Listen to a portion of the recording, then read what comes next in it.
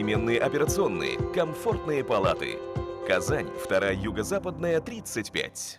Новогодняя распродажа в Белке. Только до 30 декабря. Скидки на все шубы из норки, мутона, других мехов и на шубки Тедди до 50%. Белка. Татарстан 7. 3 гыйнвар илһамлы яшьлек яңа ел тамашасы. Катнашалар: Вил Усманов, Алмаз Хусаинов, Филус Кафиров, Марсель Вагизов, Зарина Касанжина, Ильгиз Махатдинов, Илюся Хужина, Ильгиз Шейхразиев. 3 гыйнвар филармония.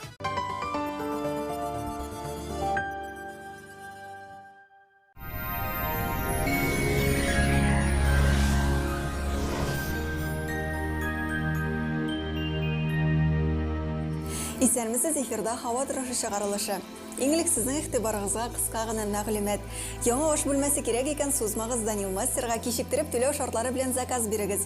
Декабрь ахырына кадәр китереп бирү, фатирга кадәр менгерү һәм җыю бушлай. Аш бүлмәсенең эште проектын мөрәҗәгать иткән көнне күрергә мөмкин. Данил Мастер, телефоны 2 167 166. Яндекс погода мәгълүматы буенча көн якын чыгыш Бөгелмә, Баулы, Азнакайда иртән аяз һәм суык, әкиш белән көчле җил һәм явым-төшемнәр көтелә.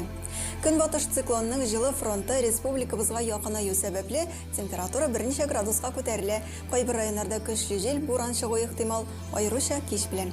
Татарстанның төньягы Әгерҗе, Минзелә-Мензелеста иртән аяз булса да кичкә болытлы. Якын көннәрдә һава шартлары уңай якка үзгәрә дип фаразлый синоптиклар. Төньяк көнбатыш Арча, Кукмара, Балтачта көн буранлы булачак, кар көртләре көтелә, шулай ук юлларда бозлавык. Көньяк көнбатыш Болгар, Буа, Чепрәлдә һава шартлары охшаш, температура 14 градуска кадәр. Татарстанның үзәк районнары Чиста, Ялмәт, Мамадышта иртән кояшлы, төштән соң һава шартлары үзгәрә. Урамда һава шартлары нәкъ менә без теләгәнчә булмаса да, ял көннәрен матур итеп, бәрәкәтле итеп үткәрик. Сезнең игътибарыгызга тагын бер файдалы мәгълүмат. Хәтфә яфрагы сыгынтысыннан ясалган Гиделикс тамчылары һәм сиробы ютәлдән бөтен гаиләне дәвалый. Гиделикс ютәлне йомшарта һәм спазмны киметә. Аны яңа туган балаларга да бирергә була, чөнки ул спиртсыз һәм шикәрсез. Кем бездә барлык лайкларны җыячак, ә безне ютәл шитләтеп үтә. Натураль хәтфә яфраклар кушылган Гиделикс препаратын сабыйларга да кабул итәргә ярый. Гиделикс дәвалый, ютәл башка янамый. Санчи Кытай традицион медицинасының хәзинәсе. Энергия бирә, иммунитетны ныгыта, йокы сыйфатын яхшырта, хәл кертә, органлыкны бетерә. Санчи энергия һәм озын гомер чыганагы. Формулян даруханәләрендә 20-ннән 30 декабрьгә кадәр Санчига 20% ташлама. Казанда көн болытлы булачак, буран булу ихтимал. Секундына 10 метр тизлек белән көн яктан көчле җил. Атмосфера басымы терекөмеш баганасының 749 мм тәшкил итә. Һаваның чагыштырмача дымлылыгы 83%. Җирнең магнит кары тыныч түгел. Бүгенгә менә шулар, сау булыгыз.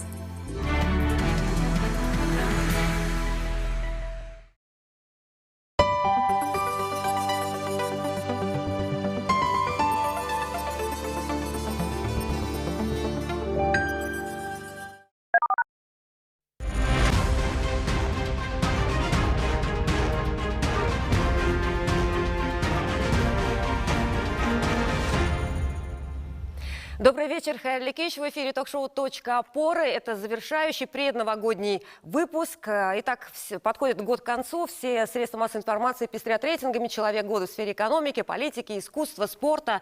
Мы сегодня тоже хотим, в общем-то, поговорить, наверное, на эту тему, но с точки зрения тех людей, которые в этом году внесли значительный вклад в развитие татарского мира. И тема нашего выпуска «Люди года», национальный аспект. Разбираемся в этой теме, называем людей, которые действительно внесли свой вклад. Сегодня с нашими экспертами, с удовольствием их представляю. Немножко в необычном порядке, раз новогодний выпуск, так что хотим, то и делаем. Итак, Рая Равилович Фахруддинов, заведующий кафедрой исторического и обществоведческого образования Института международных отношений Казанского федерального университета, доктор исторических наук. Дамир Мавлевич Исхаков, главный редактор журнала «Туган-Жири», доктор исторических наук. Салям, Нуслар. Рядом Альберт Шакиров, журналист, блогер, ведущий программы «Юлчи» на телеканале «Новый век». Здравствуйте. Здесь по правую руку мою сегодня два представителя семьи Гилязовых. С удовольствием представляю. Искандер Аязович Гилязов, директор Института татарской энциклопедии регионоведения Академии наук Татарстана, доктор исторических наук. Рада вас видеть.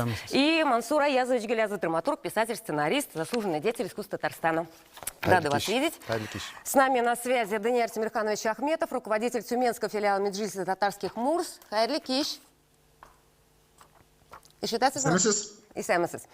Итак, мы работаем в прямом эфире. Телефон для связи 554-56-10. Можете звонить нам в студию и также обозначать тех людей, которые, на ваш взгляд, внесли значительный вклад в развитие татарского мира в этом году. Ну что, начнем, наверное, с опроса нашей интернет-аудитории. В соцсетях мы спросили, и вот что мы услышали. Итак, кто человек 2021 года в татарском мире? Вот какие итоги получили. Президент Республики Татарстан Рустам Минниханов, Рустем Набиев, известный татарин из Уфы. Он добрался до вершины Эльбруса, используя только руки.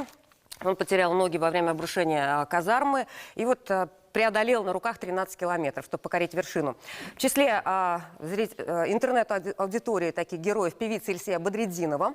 Героями года многие назвали, конечно же, медиков. Интернет-аудитория также человеком года назвала Владимира Путина в татарском мире. Хоккеиста Даниса Зарипова, фигуристку Камилу Валееву. Это вполне объяснимо, наверное. Героя России летчика Дамира Юсупова. Хотя, наверное, его подвиг был год позапрошлый, но продолжает он оставаться героем. Актера Равиля Шарафиева назвали, блогера Альберта Шакирова. Сегодня он тоже с нами, так что с чем вас с интернет-аудиторией, с ее признанием и поздравляем. Спасибо. Итак, каждый из нас... Вот давайте, не обижайтесь только, пожалуйста, но каждый из экспертов сегодня, на наш взгляд, по версии «Точки опоры», которая этот год работала с вами, вы для нас, безусловно, эксперты года, люди года, поэтому я прошу не обижаться на нас, я прошу зрителей тоже не обижаться, потому что это так и есть, и обо всех заслугах мы сегодня обязательно расскажем. Но для начала вот может каждый из вас назвать, ну, наверное, фамилии там 3 действительно людей, которые вот были заметны, были публично, были в медийной сфере с большими серьезными достижениями, с научными разработками, с культурными разработками. Кого бы мы назвали вот в первую очередь? Искандер Аязович. Я бы не начинал с фамилий. Я бы начал нашу сегодняшнюю беседу с общих моментов и обратил бы внимание прежде всего на то, что личность – это очень важный компонент в истории любой нации. И я уже не раз об этом говорил, что личность – это фактически человек, который ведет нацию за собой в разных сферах. Тот человек, который совершил какой-то прорыв, который является образцом. Вот, конечно, меня немножко смущает вот это вот последние годы, особенно это стало заметно.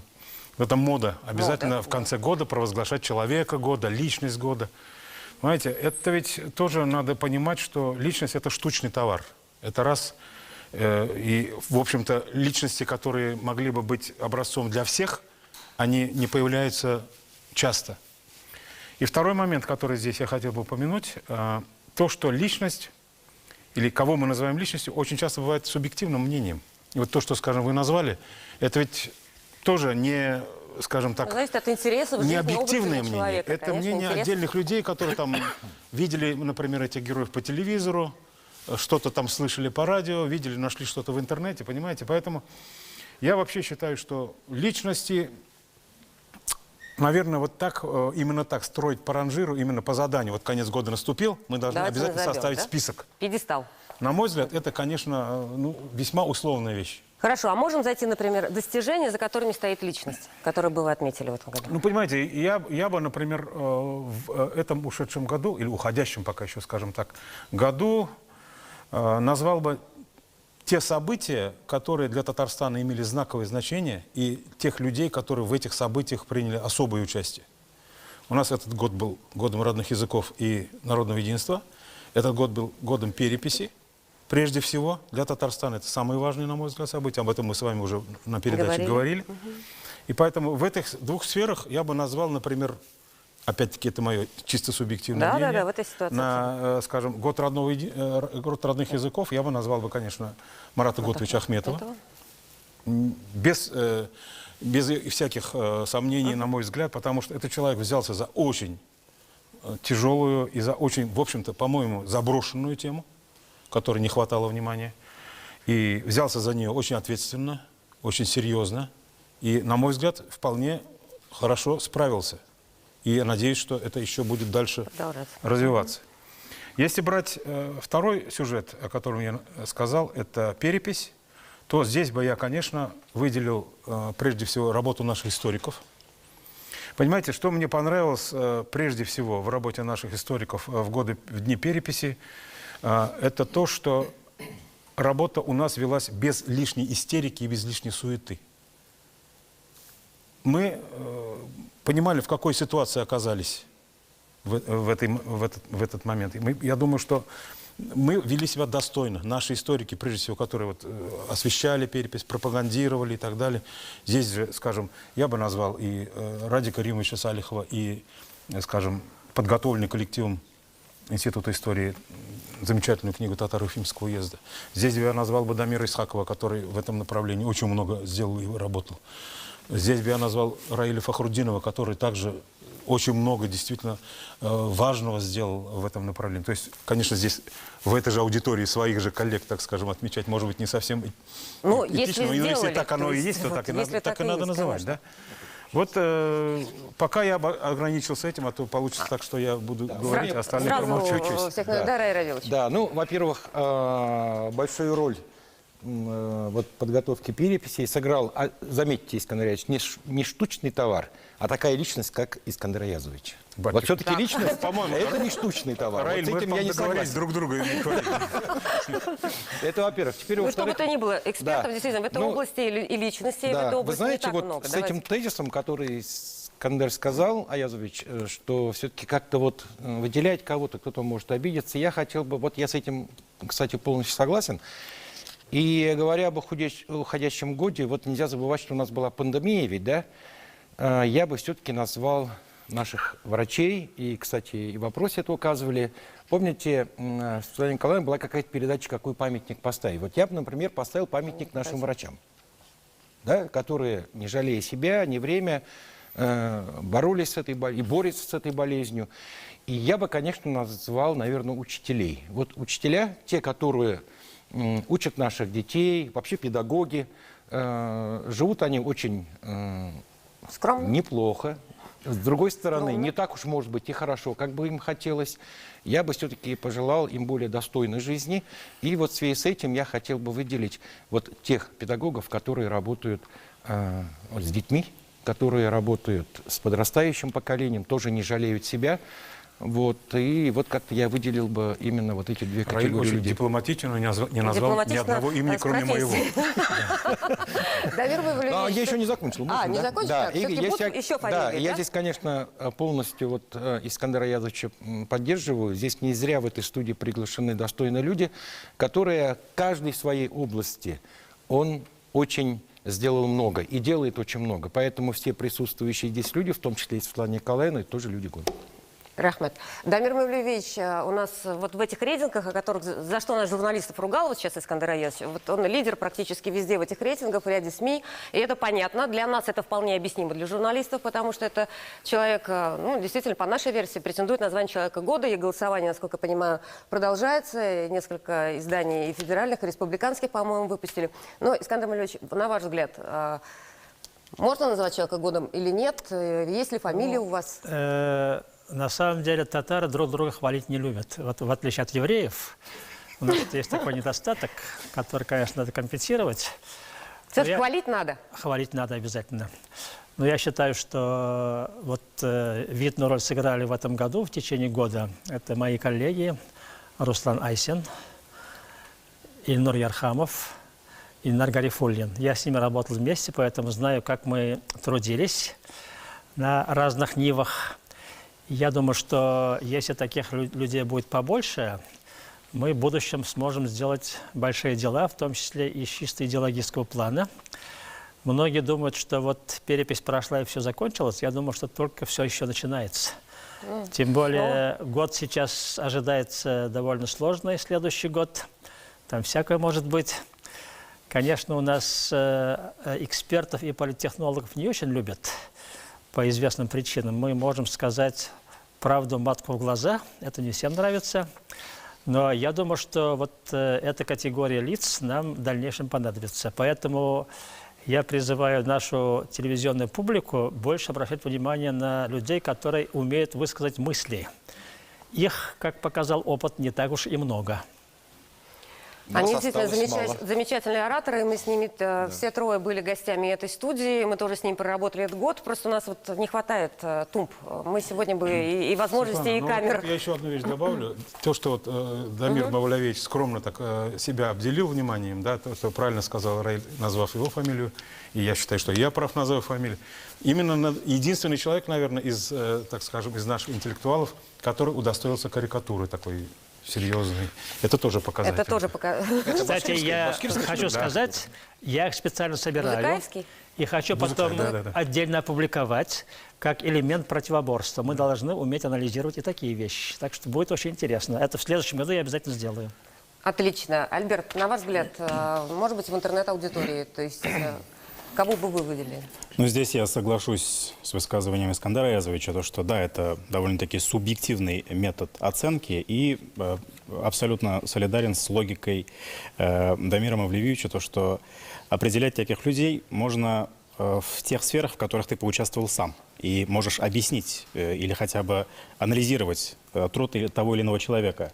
Поэтому я назову, наверное, 3 сферы, к которым более или менее имею отношение, хоть и не профессиональное. Это кинематограф, это музейное дело, околоисторическая тема, так скажем, и журналистика. В журналистике я бы отметил Михаила Любимова. Да, Михаил, да, Любимов, но все равно, ну, несмотря на то, что мы говорим о национальном вопросе, я думаю, его репортажи на весьма непопулярную тему, учитывая раскачку общественного мнения в разные стороны, даже за этот последний год, то, что он методично из недели в неделю продолжал, держал свой вектор, это достойно уважения, выше похвалы.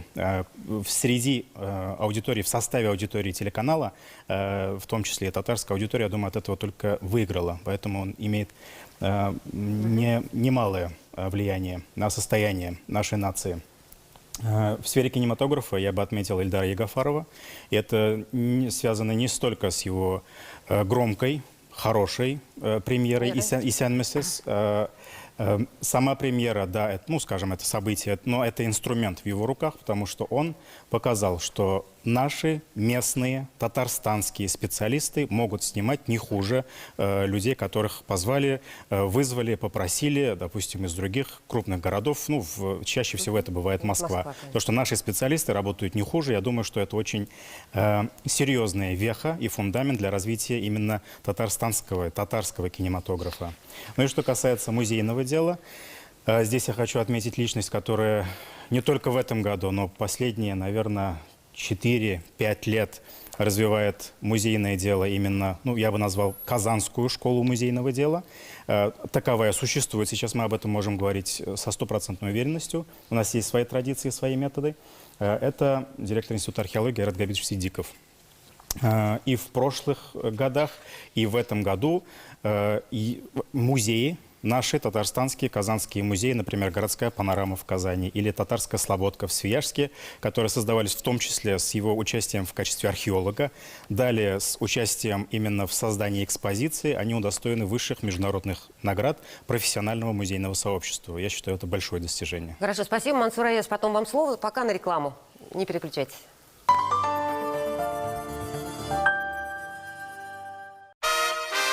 Инновации в будущее. Победители 17-го конкурса «50 лучших инновационных идей для Республики Татарстан». Смотрите 26 декабря в 13:30 на ТНП.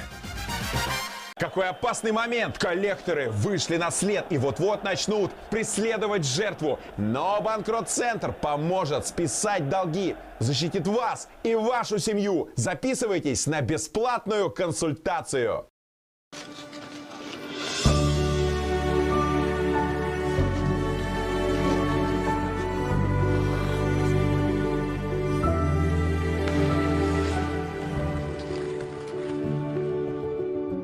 Автономные пожарные извещатели. Стоимость невелика. Эффект максимальный.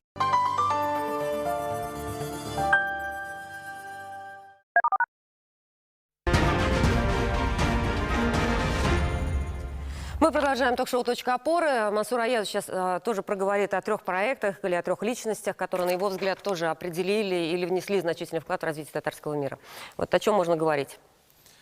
Я, во-первых, предложил бы расширить как бы сферу наших бесед, наших разговоров и поговорить о том, что насколько большую роль имеет татарский народ, татарская нация вообще в существовании российского государства. Ни одна сфера не обходится без участия татар.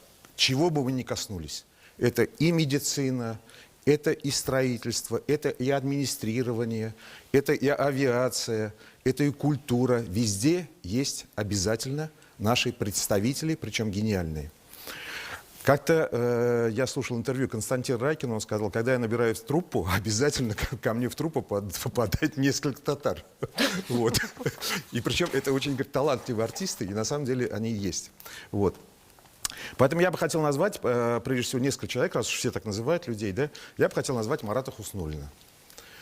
Я всегда горжусь, когда к нему с большим уважением относятся и президент, и Мишустин, и все говорят о нем только добрые, теплые слова. Это очень мощный, крупный администратор, абсолютно порядочный человек. Вот.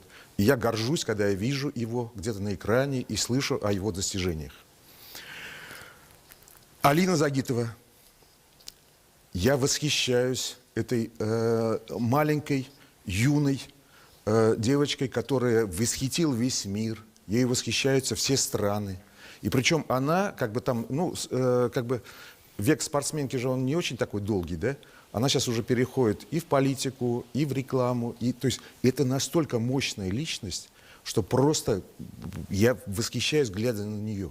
Ну вот она потихоньку ходит, уже Камила Валеева тут уже подходит. Снова татарка. Да, вот. Я говорю, во всех сферах обязательно есть. Потому что нашей нации свойственен героизм. Вот тех людей, которых я сейчас называю, да, и Марата Хуснуллина, и Алина Загитова, это герои. А сейчас я назову настоящего героя. Это Дамир Юсупов. Вот. Это же мирового уровня героизм вообще. Об этом надо говорить, об этом надо снимать кино, об этом надо писать романы. Как этому человеку в голову могло прийти, что самолет можно посадить, не опустив шасси? Но сколько людей он спас? Сколько? Где, в какой книге по авиации написано, что можно на кукурузное поле просто взять и посадить самолет? Как ему в голову это пришло? Вот это настоящий, абсолютный героизм. Вот я назвал 3 человек, но в каждой сфере, в каждой. Коронавирус. Татары участвуют активнейшим образом. Экономика, культура. Везде обязательно есть татарские фамилии, которые восхищают весь мир своим героизмом и своим талантом. Насчет своей сферы я скажу. Вот Ильдар Ягафаров назвал, да, мой друг Альберт. Ильдар Ягафаров тоже в этом году совершил очень большой прорыв.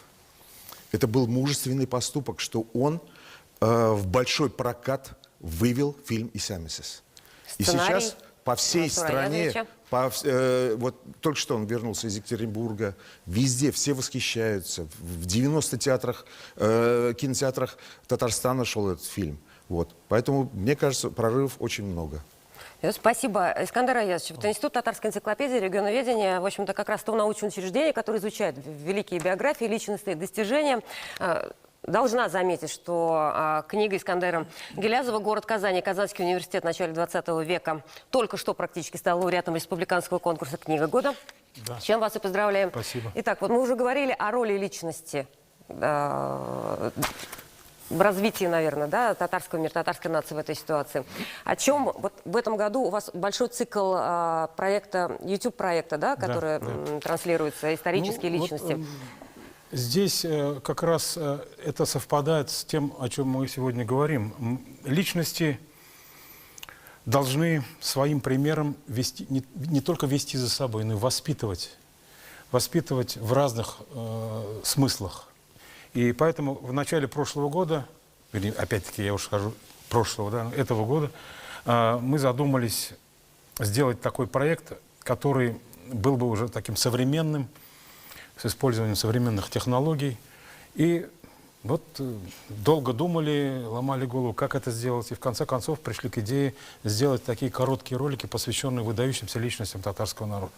И я могу с гордостью теперь уже констатировать, что на сегодняшний день мы имеем 54 ролика, опубликованных, размещенных в сети интернет на YouTube-канале нашего Института татарской энциклопедии регионоведения. И мы получаем хорошие отзывы, мы получаем хорошую реакцию. Мы меняемся, мы растем, я надеюсь, потому что вначале, конечно, все это было непривычно, сложно, но мы понимали всю эту ответственность, понимаете, что мы должны показать, что у татар есть личности, которые являются не только образцом, примером для нас, но их можно показывать всем. Здесь, конечно, мы выполняли еще и другую функцию, поскольку эти ролики все сделаны на татарском языке. Но и здесь я, конечно, поэтому должен опять-таки упомянуть и поддержку, значит, комиссии по сохранению родного языка, татарского языка. И мы здесь причем делали так, чтобы были эти личности из самых разных сфер. Неожиданно, так скажем, да, нет никакого такого списка, вот так, чтобы вот мы обязательно должны только писателей дать, там, допустим, артистов дать, ученых давать. По какому принципу выбирали? Интересно? Чисто вот так спонтанно. Сели несколько человек у нас в институте и составили. Вот в этом году столько-то. Вот. Я надеюсь, что эта работа будет продолжаться. И, может быть, мы еще немножко, у нас есть некоторые идеи, мы немножко будем и формат менять, и немножко там содержание менять, чтобы это было более доходчиво. Причем мы это сделали очень коротко, чтобы прежде всего возбудить интерес. Потому что сейчас народ у нас не привык смотреть долгие ленты, и он нетерпелив. Ему нужно скорее бежать, уткнувшись в смартфон. Вот. И поэтому короткие такие ролики, которые должны возбудить прежде всего интерес. А дальше уже человек сам идет. Если он захочет, заинтересуется этой личностью, то он будет искать материалы о нем и в интернете, читать о нем и так далее, и так далее. Главное, чтобы мы вот эту цель свою поставили. Пропаганду научных знаний, пропаганду этих личностей. И стремление наше было показать этих людей, как скажем, на фоне эпохи. И как они способствовали прогрессу татарского народа. Вот пока это движение продолжается, я надеюсь, оно и будет иметь продолжение и дальше. Можно я добавлю чуть-чуть коротко? Обязательно мы должны вспомнить еще имя. Вот я смотрел. Нет, Дамир Мавлевич, сейчас я к вам перейду. Можно я коротко добавлю? Да? Обязательно мы должны вспомнить, как результат вот проходящего года, да, издание книги Аяза Гилязова, нашего папы с Искандером, в Америке, в Соединенных Штатах Америки, издана книга «Три аршина земли». Причем ее можно покупать в любой стране. То есть издательство настолько мощное, что можно по интернету заказывать. Это большое продвижение. То есть это такой сделан шаг, который позволит и другим авторам тоже переходить. То есть возникает интерес к татарскому миру, к татарской культуре, к татарской истории. То есть они же просто так не могли это перевести и издать. Значит, есть интерес потенциальный, и люди покупают эту книгу. Хорошо, Дамир Мавлевич, очень бурно выдался для него год, уже об этом мы говорили все-таки, но я должна еще рассказать, что личный 70-летний юбилей раз. Журналу «Туганжир» исполнилось 5 лет. Как уже говорили, был одним из идеологов консолидации, наверное, татарского мира во время всероссийской переписи населения. Награжден орденом Дуслык в этом году. Лично от рук президента получил. Лично получил. Поэтому с чем еще раз поздравляем. То есть столько достижений, плюс политические амбиции. То есть Дамир Мавлевич в этом году пытался пройти, я думаю, еще попытки, возможно, будут успешными в дальнейшем в Госдуму. Еще поспорил с Жириновским, это тоже... Еще как, да? Тоже в число достижений, наверное, мы назовем. По крайней мере, в Татарстане точно. Да. Дамир Мавлевич, как вы вот эту ситуацию оцениваете? Личность в истории и буквально сегодня мы провели заседание нашей редколлегии. После этого с друзьями немножко поговорили об истории и выяснили, что вообще татары, которые пишут свою историю, обращают мало внимания на личности. У нас как-то вот есть такая особенно марксистская традиция, больше говорить об экономике, там, о развитии чего-то там непонятного, а как вот люди играли конкретную роль в этих процессах, говорим обычно мало. Историю делают люди? Это крупный недостаток, кстати, да. Вот сейчас мы уже понимаем, что без людей, без личности вообще идти невозможно. Но всегда надо помнить, что вот здесь я с Искандаром Аязовичем согласен, критерии бывают обычно очень размытые, когда выборы производят. Но вот есть у нас глубинный народ, который может проголосовать так, что никому из экспертов не понравится в итоге. Потому что глубинный народ имеет собственное представление о том, кто есть кто. И потом очень важную роль играет сама выборка. Сколько человек как проголосовали. Есть такая социологическая шутка старая, которая гласит, что установили при помощи статистики, что половина врачей, приехавших в Индию, умирают. Потом смотрят, а какое основание выборки. Оказывается, приехали 2 врача из Европы, один из них умер. Вот поэтому, когда мы подсчитываем какие-то итоги, то надо четко знать, на основе чего мы подсчитываем. Конечно, необходимо обращать особое внимание и на сферу деятельности, потому что в каждой сфере только конкретно специалисты по этой области знают, кто есть кто. Я, например, точно знаю, кто из историков является настоящим историком, потому что я читаю их труды, могу оценить. А есть много людей, которые называются историками, но ими не являются на самом деле. Поэтому здесь, это в каждой профессии так, да? Да, без экспертов нельзя. И вот в этой связи я завершаю свой монолог. Могу сказать, что, может быть, в конце концов и мы выясним, кто у нас тут самые главные люди, но надо немножко относиться иронически к этим вещам. Хорошо. Либо похвалим просто всех тех, кто в этом году жил очень активной жизнью и имел гражданскую позицию. Мы продолжим после новостей Татарстана. Не переключайтесь, увидимся скоро. Добьемся правды. Объективно, оперативно, доступно. Делаем новости вместе. Между нами только экран.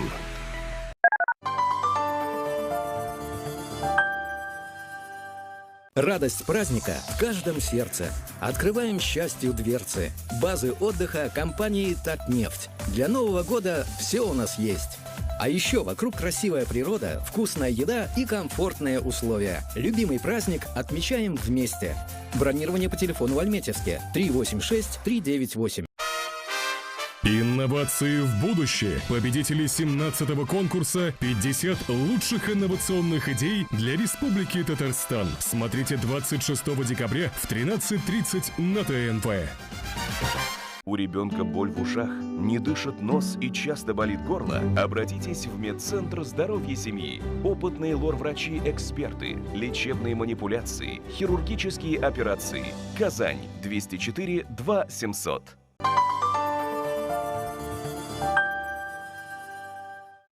Казанский цирк поздравляет всех с Новым годом и с 17 декабря приглашает на программу «Новогодний цирк Деда Мороза». Дорогой, а ты ждешь новогоднее чудо? Не жду, а уже дождался. В находке весь декабрь конфеты «Золушка» 229,99, чай «Чемпион» 79,99, кофе «Мока» 139 рублей 99 копеек. Срок акции по 31 декабря 2021 года. Подробности у продавцов. Белкада яңа елның түбән бәяләре бары тик бер атна гына чәшке, мутон, тедди һәм башка тертуннарга 50%-ка кадәр ташлама. Белка Татарстан урамы 7.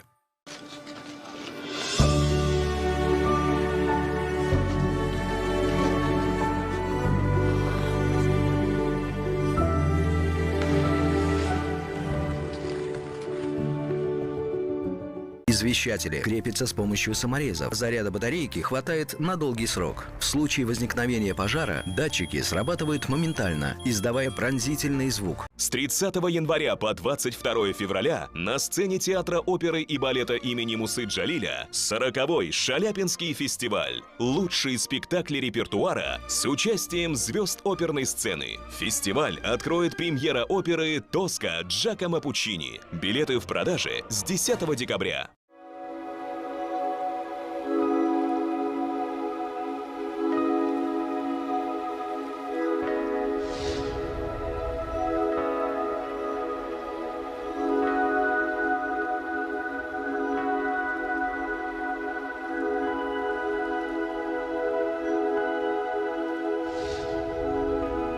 «14 регионов Приволжского федерального округа в одной мелодии, которую написала сама природа.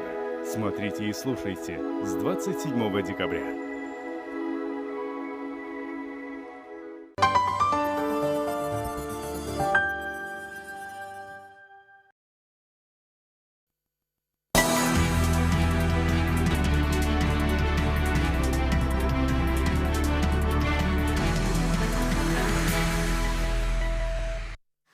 Вы смотрите новости Татарстана, в студии Алексей Калиничев. Здравствуйте, и вот о чем пойдет речь в этом выпуске.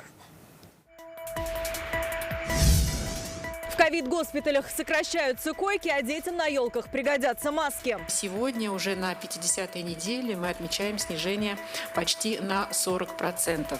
Об эпидситуации в республике расскажет Алия Хайрудинова. Предновогодняя сессия. Мечтает о ноутбуке. Чем сегодня занимались депутаты Госсовета, увидел Дмитрий Аренин. Продуктовые наборы нуждающимся казанцам.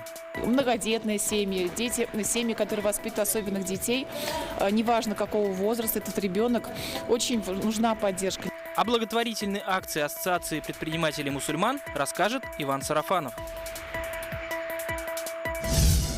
5 метров в высоту и больше 20 метров в длину. И все это из соломы. Новым годом веришь, какие чудеса. Вот смотря на этот игры, мы думаем, будущий год будет прекрасным. Самый большой символ следующего года – тигр в тюлечах. Как его сделали, расскажет Вероника Гайнудинова. Синоптики объявили штормовое предупреждение. Так, завтра в Казани и местами в республике в первой половине дня ожидается сильный южный ветер до 22 метров в секунду. Ближе к вечеру ветер усилится до 26 метров. Ожидаются метели с ухудшением видимости до 500 метров. Снегопад, на дорогах заносы. Водителей просят быть предельно внимательными. В Татарстане сокращают койки в ковид-госпиталях. Количество случаев заболевания гриппом на 30% превышает эпидпорог. Распространение штамма омикрон Роспотребнадзор предупреждает уже на границах. Об этом сегодня сообщила Любовь Авдонина. Сейчас в Татарстане ситуация с ковид стабилизировалась. Это результат введенных вовремя ограничений и вакцинации. Только за последние 2 месяца привились более 1,5 миллиона человек. Впереди новогодние каникулы. Специалисты призывают оставаться бдительными и не пренебрегать мерами защиты, чтобы не усугублять ситуацию. Где продолжит работать ковид-госпитали, придет ли в Татарстан омикрон и где продолжат работать пункты вакцинации, узнала Алия Хайрудинова. Сегодня уже на 50-й неделе мы отмечаем снижение почти на 40%. Сегодня в Татарстане зарегистрировано 97 новых случаев ковид. Месяц назад цифра была в 2,5 раза больше. Республика приближается к коллективному иммунитету. Сегодня от коронавируса привились 2 275 000 жителей. Это почти 75% от взрослого населения. 50% из этого количества вакцинированных вакцинированы в рамках постановления об обязательной вакцинации. То есть почти 1 150 000 было вакцинировано за 2 месяца после того, как было введено в действие постановление главного государственного санитарного врача по Республике Татарстан. Вакцинация и введение ограничительных мер смогли остановить дальнейший рост заболеваемости коронавирусом, говорят специалисты. Также продолжаются проверки объектов торговли и общепита. Из 208 нарушений, выявленных в 26 из них, составлено 36 протоколов. В зимние каникулы в республике начнут работу пришкольные и загородные лагеря. В них отдохнут порядка 10 000 детей. А вот на елках новых ограничений не будет. В силе прошлогодние. Приглашенные однозначно в масках. Если это в объеме одной группы, одного класса, то для деток маски здесь не требуется. То есть мы здесь не настаиваем. Вот. Если это какое-то мероприятие крупное, например, в ДК, то есть это тоже 70% наполняемость, это рассадка, это масочный режим. Сейчас специалистов больше волнует уровень заболеваемости гриппом. Он на 30% выше эпидпорога. В Татарстане 272 случая заболевания гриппом, из них 118 за последнюю неделю. При этом вакцинация от гриппа завершилась. Прививку сделали 26% населения. Так, плановая медицинская помощь оказывается по мере необходимости. А ковид-госпитали сокращают койки и возвращаются в прежний ритм работы. Мы считаем, что особенно перед новогодними праздниками мы должны обладать достаточным количеством свободного коечного фонда, чтобы в период этих новогодних праздников у нас была какая-то возможность быстрой реакции на потенциальные изменения окружающей среды в части эпидситуации. 30% коечного фонда от раскрытых коек свободно. Для нас это вполне устраивающая цифра. Все на случай случай новой волны, спровоцированной штаммом омикрон. Сейчас Роспотребнадзор проверяет все воздушные суда, которые прилетают из неблагополучных стран. Мероприятия все те же самые, то есть ничего дополнительного здесь вводиться не будет. И на сегодня уже есть данные, есть уже исследования, что все-таки вакцинация, она против омикрона также действует. Опять-таки мы здесь уходим на то, чтобы повторно вакцинироваться для поддержания уровня, чтобы все-таки защита у организма, она сегодня была. Сейчас повторно привились более 126 тысяч татарстанцев, а группа врачей из нашей страны продолжает изучать омикрон в Южноафриканской республике. После будут получены более точные данные о штамме и разработаны точечные методы борьбы. Алия Хайрудинова, Адель Мендубаев, ТНВ, Казань. В Татарстане коронавирусом за последние сутки заболели 97 человек. Причиной 4 летальных исходов признан ковид. 48 человек попали в госпитали, сообщает республиканский штаб. Вирус чаще всего поражает жителей Казани, Набережных Челнов, Нижнекамска. Много заболевших в Зеленодольском районе. По стране 24 703 новых случая. 988 человек скончались от ковид. Накануне привились 4020 татарстанцев. В новогодней атмосфере сегодня прошла заключительная в этом году сессия Госсовета. Перед началом заседания депутаты и руководство Татарстана приняли участие в акции «Елка желаний» и скоро отправятся исполнять просьбы малышей республики. На самом же заседании парламентарии рассмотрели ряд важных вопросов. Среди них очередной федеральный законопроект Клишес-Крашенинникова. На этот раз о реформе муниципальной власти. Как на него отреагировали в республике? Обо всем по порядку. Дмитрий Аринин. Традиционно перед Новым годом в холле Госсовета появляется елка, где на ветках открытки с желаниями детей. Одним из первых у елки желаний президент республики Рустам Минниханов решил исполнить мечты сразу 3 детей. Девочке подарит ноутбук, мальчику устроит экскурсию на завод пеноблоков, еще одному малышу разрешит покататься на танке. Посмотрим, что мы дадим. Фарид Мухаммедшин подарит мальчику из Спасского района гавайскую гитару. Музыкальный инструмент. Алексей Песошин подарит ребенку ноутбук. Мечтает о ноутбуке. С поощрения для взрослых началось само заседание парламента. По предложению Рустама Минниханова депутаты утвердили новую республиканскую госнаграду «Родительская доблесть». Данной медалью награждаются родители, усыновители, которые воспитывают или воспитали 7 и более детей. Уважаемые депутаты, приглашенные участники сегодняшнего заседания. Депутаты Госсовета сегодня концептуально поддержали федеральный законопроект Клишеса-Крашенинникова о реформе системы местного самоуправления. Основное изменение – упразднить городские и сельские поселения. Систему предлагают сделать одноуровневой. В нее войдут только городские и муниципальные округа. Двухуровневая система муниципалитетов в мире нигде нет. Это абсурд. Другое дело, понятно, все это потребует каких-то действий. Но у нас была очень хорошая система. Я еще главой работал, когда наш президент назначал там, и вся эта система работала. Но сегодня я не сказал бы, что у нас система не работает, но она очень сложная. Поэтому предложение в целом за основу надо принять. Изучением законопроекта и разработкой поправок займется рабочая группа. В нее войдут не только татарстанские парламентарии, но и широкий круг экспертов. Сегодня действует эффективная, оправданная на практике, созданная под руководством первого президента Республики Татарстан Ментимира Шариповича Шаймиева, укрепленная и развивающаяся действующим президентом нашей республики Рустамом Нургалиевичем Миннихановым система и структура местного самоуправления. Поэтому мы считаем, что опыт Татарстана может и должен быть учтен при рассмотрении поправок к данному закону. Мы активно будем просить всех депутатов, и не только депутатов Рустама Нургалиевича, и правительства, и Совет местного самоуправления, Экзамсаматович, и другие общественные наши организации. Мы создадим или республиканскую, или парламентскую такую большую рабочую группу. Депутаты Госсовета сегодня законодательно утвердили границу между Татарстаном и Оренбургской областью. Все эти спорные вопросы решаем, поэтому тоже, во-первых, молодцы Минзем, эту тему взяли и приводят в порядок. Сегодня депутатам представили информацию о работе в этом году мировых судей республики. Как отметил Ильгиз Гилазов, на один участок приходится более 300 дел. Из-за загруженности представители Фемиды увольняются. На качестве не отражается это в целом.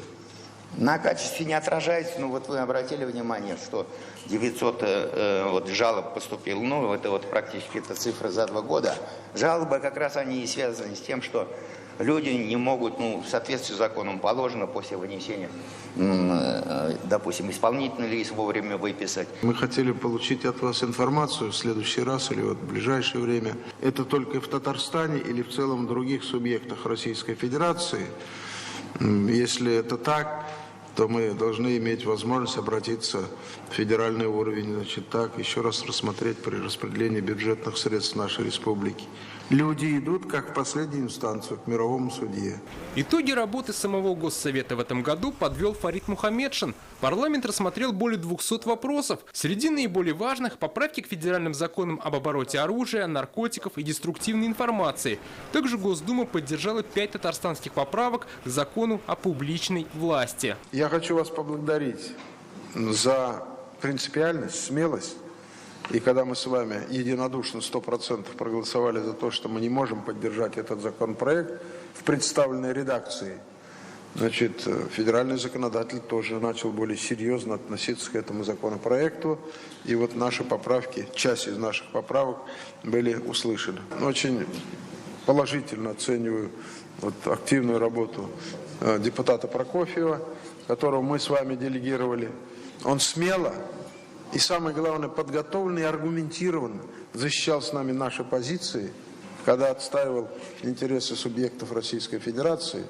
И я думаю, многих заинтересовала эта личность не только как коммуниста, как КПРФ представителя, но и как татарстанского представителя от нашей республики. Работа Госсовета сегодня также завершилась у новогодней елки. Женщины-депутаты из объединения «Мархамат Милосердия» по благотворительной акции вручили подарки детским больницам. Дмитрий Айринин, Рамзиль Гарипов, ТНВ, Казань. 100 километров отремонтированных дорог, больше 400 обновленных дворов, 10 новых детсадов и школ, и еще начало строительства грандиозных проектов второй ветки метро, Вознесенского тракта и дороги-дублера Горьковского шоссе. Сегодня итоги года подвела столица. Ильсур Метшин встретился с журналистами и рассказал, каким был 2021 для города и что год грядущий нам готовит.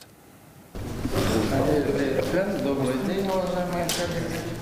На встречу с журналистами Казани Ильсур Метшин пришел сразу после поздравления молодых стипендиатов. Диалог с журналистами получился серьезный. Широкий спектр проблемных вопросов, о которых в СМИ говорят почти ежедневно. Какую часть проблем получится решить нам здесь, да? На какой объем средств может рассчитывать Казань? Изношенные на 65% канализационные и водопроводные сети – один из первых вопросов мэру. Накануне стало известно, Татарстан на строительство и реконструкцию сетей получит из Российского фонда ЖКХ 12 миллиардов рублей.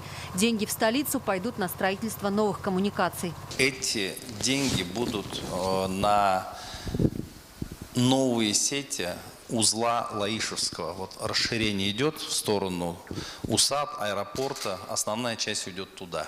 То есть не на решение старых проблем. Это на новое строительство уйдет. Но тоже это очень важно, очень нужно, потому что у водоканала своих ресурсов таких нет. А строить новые сети надо, поскольку желающих приобрести новое жилье растет в Казани. Вслед за расширением территории города встает другой вопрос – инфраструктура. В этом году в столице в порядок привели более 100 километров дорог. Достраивают Большое Казанское кольцо. Прошлогодняя мечта мэра почти сбылась. Взялись и за глобальные проекты. Вознесенский тракт. В генплане он был еще полвека назад. И дорога-дублер Горьковского шоссе. Строительство первые 6 километров завершили до храма всех религий. Дублер Горьковского шоссе. И начинаем проектирование до М7. Это такие, эпохальные, просто такие штанги неподъемные. Если бы мне когда-то на заре, после тысячелетия, когда я начинал работать, сказал, что мы к этому приступим, но это тяжело было бы в это поверить. Спасибо федеральным проектам. Национальные безопасные и качественные дороги. Несмотря на пандемийное время, ни один социальный проект в столице не свернули. В этом году открыли 2 школы, 8 детских садов. По республиканским программам отремонтировали больше 400 дворов и почти 300 жилых домов. Строится и вторая ветка метро. Цены скакнули, просто в космос улетели. Тем не менее, мы все эти программы выполнили. Огромные слова благодарности прежде всего трудолюбивым нашим жителям, нашим казанцам. Их труд и есть венец и фундамент всего того, что мы видим, все преобразования в Казани. Слова благодарности президенту республики Рустему Нургалиевичу Миннихану, нашим коллегам из правительства республики. В завершении предновогодней встречи с журналистами Ильсур Метшин рассказал о том, как у него в семье обычно проходит Новый год, и признался, расслабиться не может вплоть до окончания праздничной декады в ожидании сильных снегопадов или коммунальных аварий. Волшебного ничего настроения нет. Завершился год. Аллах ашкар, помолился, чтобы следующий год был спокойным, благополучным, чтобы живо-здорово. Юлия Гоголева, Марат Зайдуллин, ТНВ, Казань. За этот год в РКБ обратились 95 тысяч человек. Половина из них лечились в стационаре. Врачи провели 31 тысячу операций. Здесь появились на свет 7,5 тысяч младенцев. Об этом сегодня журналистам рассказал главный врач клиники Рафаэль Шавалиев. РКБ начала применять моноклональные антитела. Это ускорило выздоровление ковид-больных. В этом году в стенах клиники врачи 27 раз пересадили печень. Это третий показатель после Москвы и Санкт-Петербурга. Пока главная проблема – уберечь персонал от профессионального выгорания, говорит Рафаэль Шавалиев.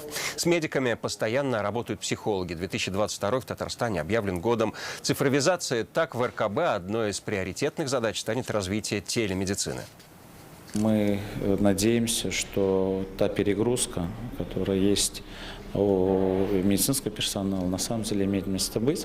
И в ближайший год ожидаются внедрение информационных технологий, позволяющих высвободить время на оформление документации. Надеемся, вот те телемедицинские технологии обеспечивать будут доступность там, где, независимо от того, где человек проживает. Девочка, которая выжила, как доктора ДРКБ совершили новогоднее чудо. Читайте в интернет-газете «Реальное время». Президент Татарстана сегодня принял участие в заседании Госсовета страны и Совета при президенте России по науке и образованию. В режиме видеоконференции встречу провел Владимир Путин. Ее приурочили к завершению года науки и технологий. И, как заявил глава государства, развитие России и ее регионов возможно только вместе с наукой. Именно поэтому на протяжении 2 десятилетий особое внимание уделяли укреплению высшей школы в регионах. В результате число вузов, которые ведут научную деятельность, выросло почти втрое. Еще одна важная тема встречи – наращивание инновационного потенциала субъектов. От этого напрямую зависит благополучие и качество жизни жителей страны. Безусловно, мы должны учитывать растущий запрос людей на обновление городов, населенных пунктов в целом, на основе современных технологических, экологических стандартов, на широкое использование передовых научных разработок в повседневной жизни. Рустам Минниханов сегодня встретился с волжским межрегиональным природоохранным прокурором Александром Илюшиным. Обсудили реализацию национальных и федеральных проектов, укрепление законности и правопорядка в сфере охраны окружающей среды, природопользования в Волжском бассейне и другие актуальные темы. В Казани сегодня чествовали лучших предпринимателей республики. На предновогодней встрече в торгово-промышленной палате представителям бизнес-сообщества вручили премию имени Александра Таркаева. Ее называют народной. Победителем может стать лишь тот, кто добился успеха своим трудом и кого выбирают онлайн-голосованием. В этот раз на соискании премии были выдвинуты 25 человек. В финал прошли 5. Каждый из них, кроме основного дела, активно занимается благотворительностью. Обладатель премии, предприниматель Андрей Балта, даже пообещал отдать на благотворительность весь свой выигрыш. Все деньги, которые в случае, если моей победы я получу от этой премии, они пойдут, опять же, на благотворительность. Поэтому я считаю, что это такая получилась командная работа всех тех людей, которые за меня голосовали. Это их вклад в какую-то благотворительную деятельность. Даже в Коране написано, что 1/40 отдай, да, то есть заработал, отдай. Мы как-то нас к этому приучили, наверное, родители с детства, то есть мы этим занимаемся. В ТПП подвели итоги года. Благодаря активной работе бизнес-сообщества в экономику республики было инвестировано больше 650 миллиардов рублей. Больше 130 новых компаний начали сотрудничать с торгово-промышленной палатой республики. Они занимаются как традиционными видами бизнеса, так и новыми – разработкой сервисов и IT-продуктов. Нам сейчас надо так больше привлекать молодежь к бизнесу, с тем, что она нашла свое место. При этом рост квалификации, образования, интересные дела. И мы будем продолжать эту идею, которая нам вот уже выходит, будем говорить так, мы ее будем продолжать и на следующий год. Поддержка президента есть. Мед, собранный мамами, в каждом подарке. Сегодня в Казани прошла последняя в этом году благотворительная акция «Помощь деревням». Нуждающимся дарили пакеты с продуктовыми наборами. Организаторы, мусульмане-предприниматели уверены, что нужда и помощь не имеют ни национальности, ни вероисповедания. В этом убедился Иван Сарафанов. Апанаевская мечеть Казани. Сегодня здесь и прихожане, и обычные казанцы. Пришли, чтобы получить продуктовый набор. Он для нуждающихся. Благотворительная акция от Ассоциации предпринимателей-мусульман. В каждый пакет меценаты в виде сюрприза положили баночку меда от имамов республики. Фасовали сладкий подарок мамы детей с ограниченными возможностями здоровья. Хотим выразить от лица всех родителей, детей-инвалидов, инвалидов 18+, огромную благодарность за такой шикарный большой продуктовый пакет. Обычно фонд проводит такие акции в сельских районах. Сегодня решили поддержать казанцев. Кроме продуктовых наборов, предприниматели-мусульмане собрали 300 тысяч рублей на проведение операции. У нас благотворительный фонд АПМРФ, он собирает средства садака и средства закята. И вот один из наших друзей, он внес средства и попросил вот их распределить. И сегодня как раз вот эти 300 тысяч рублей будут переданы человеку, нуждающимся. Он нуждается в проведении медицинской операции. И сегодня, Аллах берса, мы это все проведем. Кроме Апанаевской мечети, предприниматели-мусульмане помогли сегодня и нуждающимся в мечети Миргазиян. Всем продуктовый набор. Данная акция проводится в нашей мечети впервые. Среди прихожан нашей мечети есть нуждающиеся. Продукты будут розданы нашим прихожанам, а также другим нуждающимся людям. Продуктовый набор словно новогодний подарок, говорят многодетные мамы и мамы особенных детей. В пакете крупы, чай, сладости. Многодетные семьи, семьи, которые воспитывают особенных детей, неважно какого возраста этот ребенок, очень нужна поддержка, не только моральная, иногда и финансовая, в виде тех же продуктовых наборов, которые мы сегодня получили. Тем более в канун такого праздника дети очень будут рады. Таких благотворительных акций ассоциация в этом году провела десятки. Помощь получили больше 2000 нуждающихся. Иван Сарафанов, Вадим Илларионов, ТНВ, Казань. Сегодня в Казани состоялось награждение победителей и финалистов Всероссийского журналистского конкурса «Татар-Рухэ Хэм-Калем» на лучшее освещение жизни и деятельности татарского мира. Он прошел в 10-й раз. Жюри просмотрело 80 работ в 3 номинациях. Работу нашей службы новостей оценили за цикл материалов еженедельной рубрики «Айда Татарстан». Объединение «7 дней» стало победителем с проектом «Вехи истории» о столетии ТАССР. Также отметили работы наших коллег из программы КМСГТ и авторов фильма «Мы татары». Именные стипендии мэра Казани получили 90 талантливых студентов, спортсменов и воспитанников школ искусств. В этом году на соискание гранта подали 300 заявок. Среди награжденных учащиеся энергоуниверситета Василий Басенко, разработавший новый, более безопасный метод диагностики трансформаторного оборудования. Студентка Института культуры Иддалия Зиганшина разработала методику преподавания хореографии в творческих инклюзивных коллективах. Сегодня в Казани открыли центральную елку. Ее установили на площади рядом с Казанским семейным центром. Высота красавицы 35 метров. Дед Мороз, Снегурочка и Куар-коты помогли новогоднему символу заиграть разноцветными огнями. Сказочные персонажи устроили для детей интерактивные игры. Посетителей встречали гармонисты татарскими мелодиями. С января концертные программы будут проходить ежедневно. В Тюлечах смастерили самого большого тигра в республике. Это символ 2022 года. Он из соломы, фанеры, снега и льда. Над его созданием работали молодежь района и сотрудники разных компаний. Сегодня они же провели парад Дедов Морозов и Снегурочек и проехали по центру на самом необычном транспорте. На новогоднем параде побывала Вероника Гайнудинова.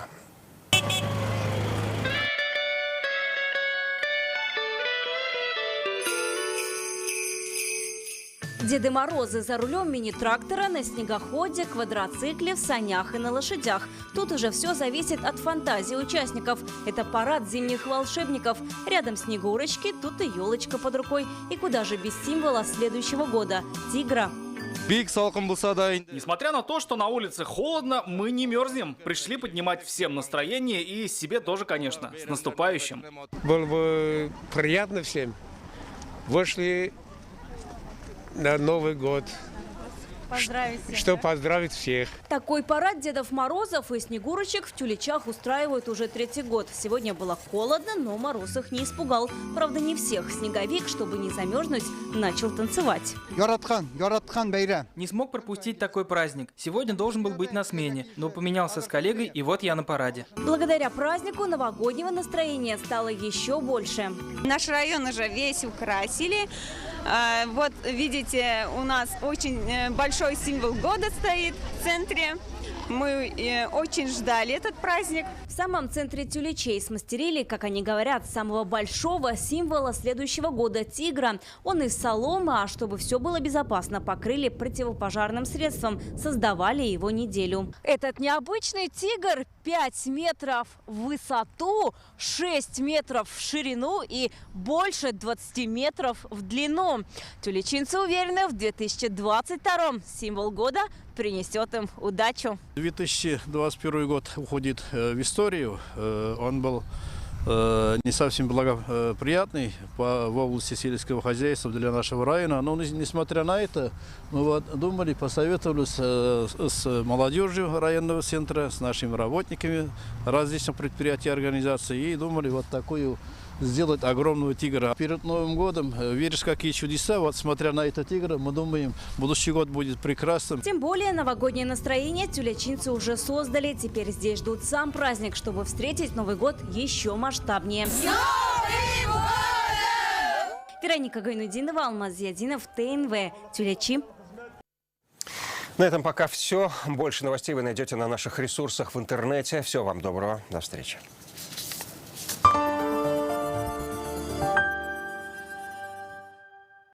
Срочно нужны деньги?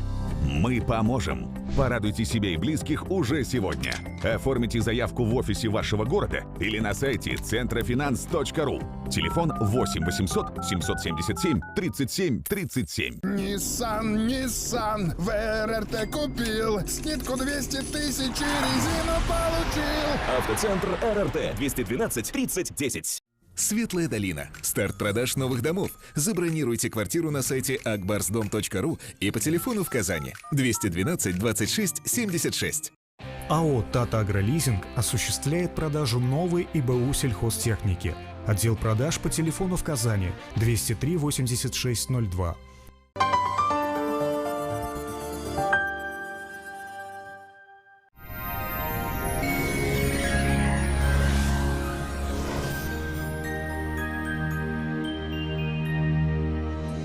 Здравствуйте! В предстоящие сутки ожидается изменение синоптической ситуации. Морозы отступают, ветер усилится, ожидаются метели. Об этом чуть позже. Не откладывайте заказ вашего нового шкафа-купе. Закажите ее в рассрочку в Данил Мастер. Только до конца декабря. Доставка, подъем и установка бесплатно. 3D-проект шкафа в день обращения. Звоните 2 167 166. По данным сервиса Яндекс.Погода, в субботу на юго-востоке, в Бугульме, во Влахознакаево небо вновь затянет облаками. Ожидаются обильные снегопады, потеплеет. Если ночью минус 22, то днем уже минус 12. Станет теплее в Нижнекамске, Набережных Челнах, Елабуге. Пройдет снег, местами метель. Ветер будет порывистым. Снежный циклон в Агрызе, Менделеевске, Актаныше. Температура повысится. Днем 10 градусов со знаком минус. В Арске, в Кукмаре, Балтаси облачная погода. В этих районах также потеплеет, пройдет снег, местами метель. В Болгаре, Дрожжаном, Буинске еще теплее. Тут всего минус 4. Ожидаются снегопады, метели. Будьте осторожны на дорогах. Влияние активного циклона в Чистополе, в Альметьевске, Мамадыше. Температура также повысится. Пройдет снег, местами сильный. В воскресенье осадков станет меньше, ветер стихнет, установится умеренно морозная погода. Гиделикс, капли и сироп от кашля с экстрактом листьев плюща. Можно принимать всей семьей. Гиделикс облегчает откашливание, оказывает спазмолитическое действие. Сироп подходит детям с рождения, не содержит спирта и сахара. Кто это у нас соберет все лайки? А вот кашель не наша история. Гиделикс с натуральным экстрактом листьев плюща можно принимать даже самым маленьким. Кашля больше не боюсь. Гиделиксом я лечусь. Санчи – сокровище китайской традиционной медицины. Дает энергию, укрепляет иммунитет, повышает качество сна, улучшает самочувствие, способствует снятию усталости. Санчи – источник энергии и долголетия. В аптеках Farmland с 20 по 30 декабря 2021 года скидка 20%. О погоде в столице. В Казани ожидается облачная погода. Пройдет снег, местами метели. Ночью минус 15, а днем температура повысится до минус 6. Ветер юго-восточный усилится до 17 метров в секунду. Атмосферное давление 749 миллиметров ртутного столба. Влажность воздуха 83%. Магнитное поле Земли спокойное. Все ближе новогодняя ночь, и самое время подготовиться к встрече главного праздника. Приятных вам хлопот. До свидания.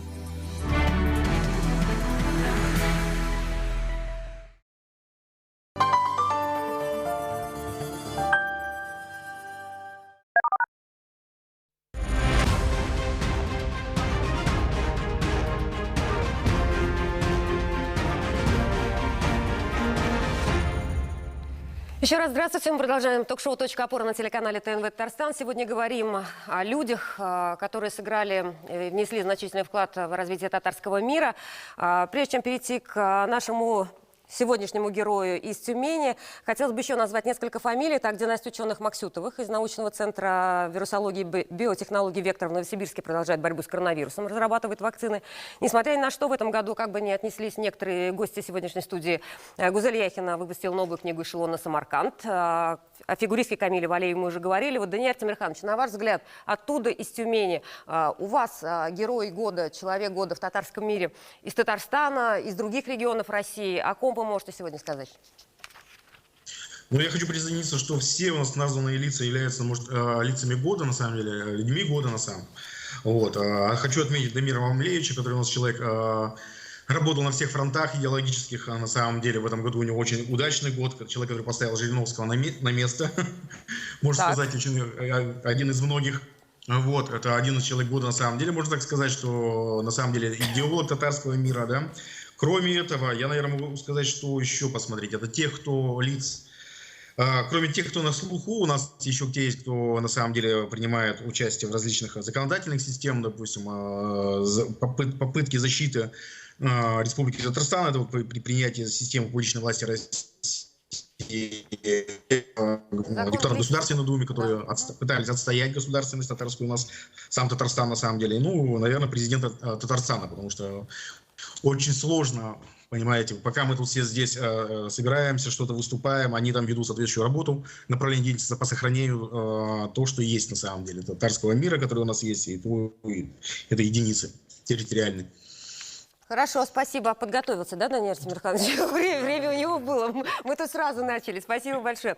Сейчас все-таки к Раиле Равиловичу Фахруддинову. Для нас, Раиль Равилович, в этом году для телеканала «Новик» у нас стартовал проект «Уроки истории», который успешно вышел в эфир, был востребован аудиторией, интернет-аудиторией. И еще замечательное событие в жизни Раиля Равиловича – это выход книги «История татарского народа», которую вы начинали создавать вместе с отцом. И эта книга тоже произвела, скажем так, но если не фурор, но действительно имеет большой общественный вес, очень емкая, очень доступная и понятная большой широкой читательской аудитории.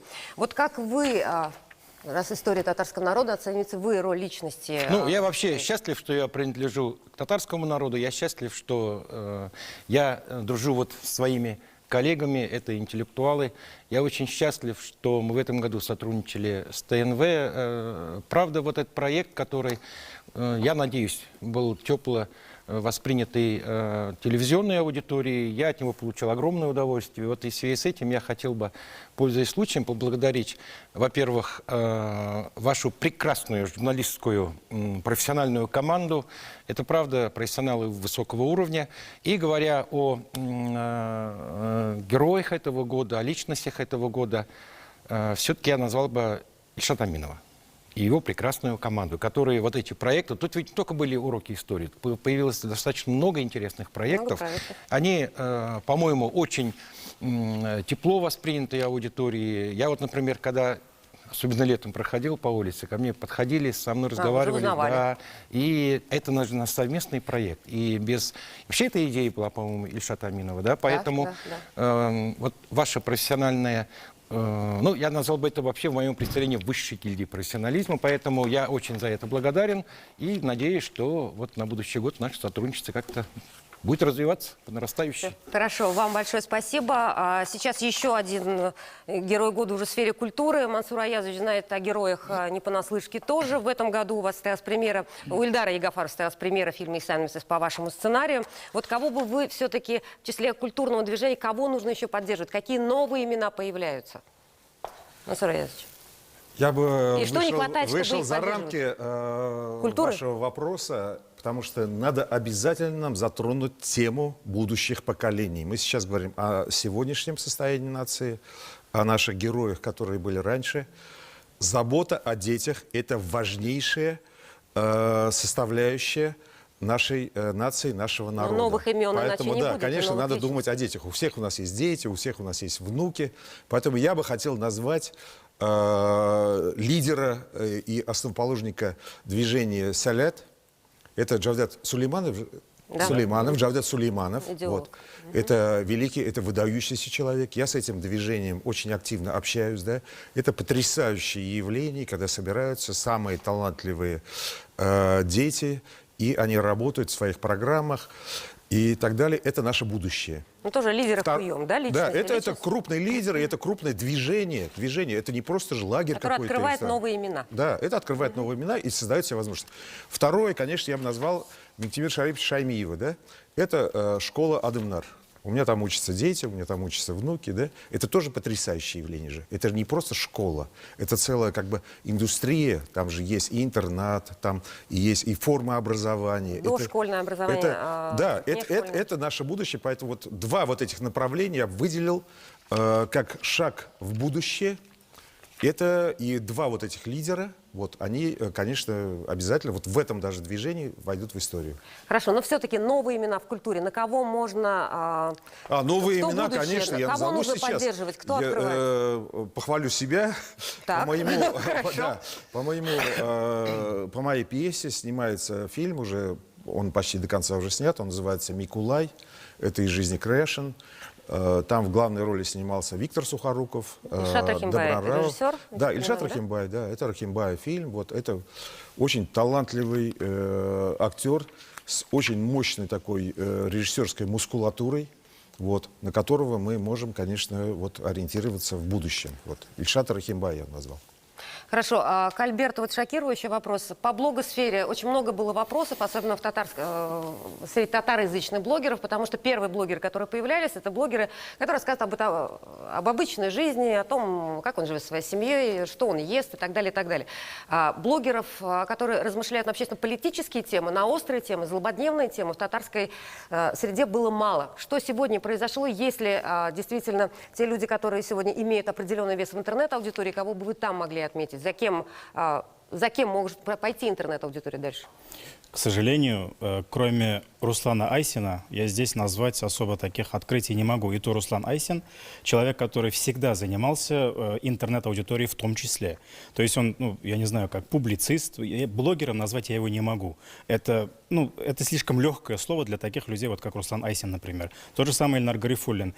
И вот площадка, Домировый забыл, как у вас площадка? Как? Татполит, да. Вот площадка Татполит. Люди, которые туда приходят и дискутируют, они не блогеры. Это профессионалы, историки, общественные деятели, которые пришли именно в интернет. Но те блогеры, которые есть, они как занимались вайнами, смешными видео, бытом каким-то. Вот дальше, к сожалению, они и не ушли. Но, к сожалению, там немножко другие правила. Если хочешь быть популярным, надо что-то постоянно затрагивать очень легкое. И вот серьезные размышления, серьезные повествования там, к сожалению, пока, надеюсь, не котируются. Но для этого нужно обладать, честно говоря, совершенно иными знаниями, совершенно иной квалификацией, если об этом чтобы говорить. Воспринять еще в первую очередь. Передать словно. Что сегодня, вот мы сейчас назвали имена и так далее. Мы понимаем, что нужны новые имена. Мы понимаем, вот заботой о будущем, что нужно поддерживать этих самых личностей. Мы понимаем, что родился человек гением, вот замечательно, но хорошо, что он прорвется сам. Но как, чтобы он приносил пользу татарскому миру? Что нам нужно с ними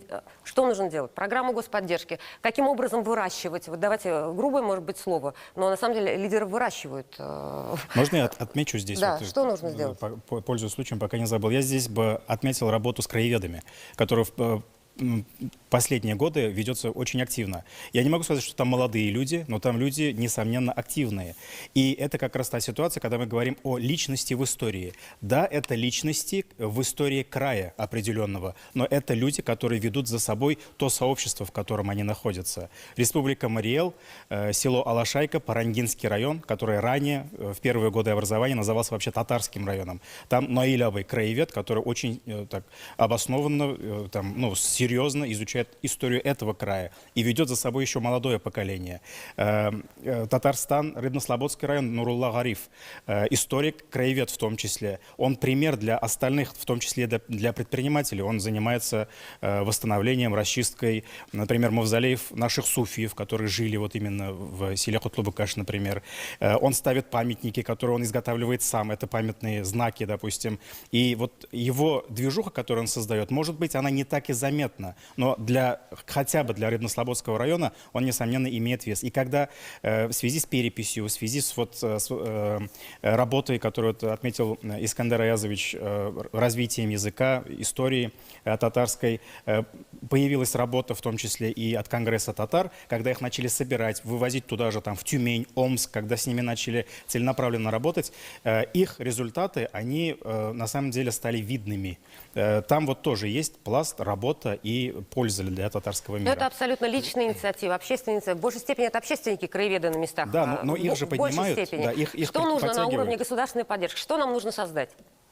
Нужно создавать комфортные условия для развития творческих людей, для научных и так далее. Потому что сейчас же существует такая проблема, что уезжают в Москву, уезжают за границу, уезжают в другие страны. Вот это вот движение «Салят», например, там вырастают такие потенциально очень мощные, яркие личности. И если не создавать здесь условия для развития, в том числе вот в искусстве, я вот про свое скажу, да, вот, кинематограф, например, развивать, надо финансирование создавать. Вот этот режиссер, который я назвал, да, Рахимбай, если сейчас ему не создать идеальные условия, он же показал свой талант, он может снимать, он привлек таких выдающихся актеров, как Сухоруков, Добронравов. Если не создать ему комфортные условия для работы, для творчества, он просто возьмет и уедет. Собственно, это надо вообще во всех сферах это проводить надо, не только в искусстве, потому что есть такая избитая фраза: талантам надо помогать, бездарности пробьются сами, да? Это, в общем-то, истинно, потому что действительно, если мы не будем замечать, подбирать и, как бы скажем, выцеживать вот этих людей со школьной скамьи, то ничего у нас не получится. Должна быть выборочная система, понимаете? Это, и вся работа школы, прежде всего, должна быть направлена на то, чтобы из среды вот этой школьной выбирать самых-самых талантов в разных направлениях. И поэтому, мне кажется, вот, скажем, в той же самой школьной системе должны быть классы гуманитарные, должны быть классы там естественные. Вот у нас, к сожалению, насколько я знаю, такой градации нет. И потом надо обязательно, на мой взгляд, больше слушать саму молодежь. Вот, то, что они предлагают, их инициативы, они более современные, они более приспособлены к современной жизни, чем, скажем, наше поколение. Поэтому здесь должен быть обязательно очень хороший диалог между старшим поколением и молодежью, потому что иначе мы ничего не сможем сделать. Вот буквально... Мы должны друг друга понимать и слышать. Хорошо, Искандер Аязович, буквально за последние 5 лет сколько вот таких, ну, ярких, интересных сотрудников пришли, есть ли определенный кризис? Я вам сразу скажу, что никто и не пришел, потому что в науку-то народ и не приходит, по большому счету. А почему? Вот. То есть, почему? Ну, не будем, это же банально уже все, понятно почему-то. Ну, потому что нет стимулов, потому что у нас, к сожалению, скажем так, финансирование науки, не люблю это слово финансирование, но оно же идет по, не скажем так, не по самому благоприятному сценарию, я так мягко скажу, да, поэтому...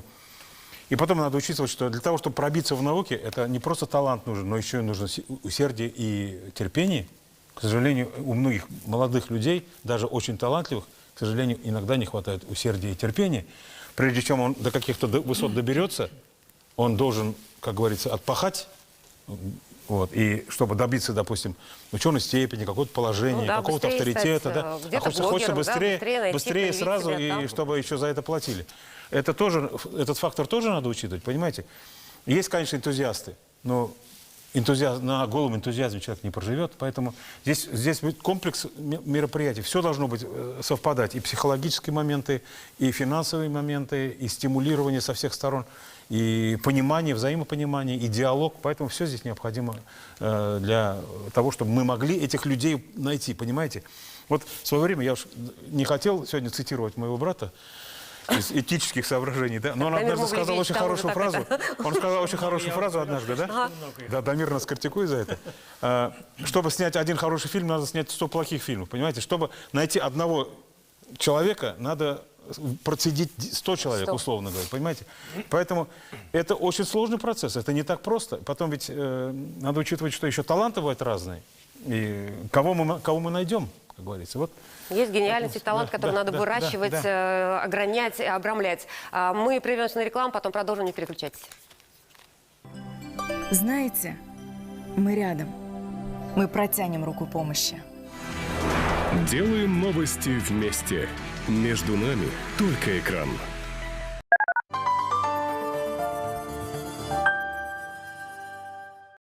Татаринформ. На любых мобильных устройствах. Новости, события, подробности. Инновации в будущее. Победители 17-го конкурса «50 лучших инновационных идей для Республики Татарстан». Смотрите 26 декабря в 13:30 на ТНВ. 17 декабря в Казанском цирке программа «Новогодний цирк Деда Мороза». Центр проктологии Алан Клиник. Лечение геморроя без операции. Нам доверилось более 200 тысяч пациентов. 555 1 555. Новогодняя распродажа в Белке. Только до 30 декабря. Скидки на все шубы из норки, мутона, других мехов и на шубки Тедди до 50%. Белка. Татарстан 7.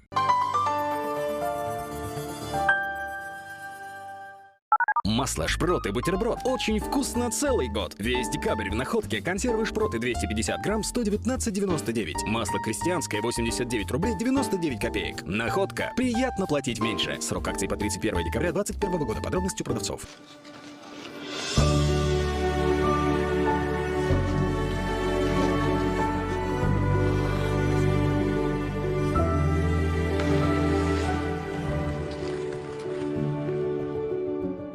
Что нужно знать индивидуальному предпринимателю на патентной системе налогообложения? Индивидуальный предприниматель, желающий применять патентную систему на постоянной основе, обязан ежегодно получать патент. Для получения патента с 1 января 2022 года заявление подается в налоговый орган до 17 декабря 2021 года. Удобнее всего подать заявление на получение патента онлайн через личный кабинет индивидуального предпринимателя.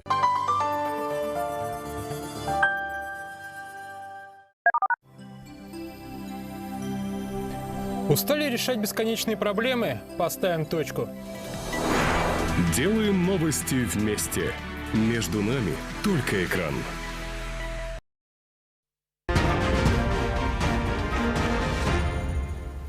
Так, мы продолжаем ток-шоу «Точка опоры». Слово Дамир Мавлевич. Он дождался, когда вот и Гилязовы договорят все вместе. Итак, Дамир Мавлевич, что нужно, чтобы открывать новые имена? Что нужно, чтобы поддерживать те личности, которые есть? Вы говорили уже о молодежи, которая появилась. Но вопрос, насколько у них мотивации хватит, чтобы работать дальше и отставить гражданскую позицию, иметь ее и доносить? Припоминаю я вот в начале года Руслану Айсину, который работал со мной, из аппарата президента сказали: ну слушай, давай политтехнологов собирай, молодых. Оказалось, что у нас политтехнологов нормальных и нет. Когда вот мы вступили в борьбу в процессе переписном, и вот мы так посмотрели, действительно, оказывается, политтехнологов у нас молодых раз-два и общался. И потом мы начали думать, вообще, как их готовить.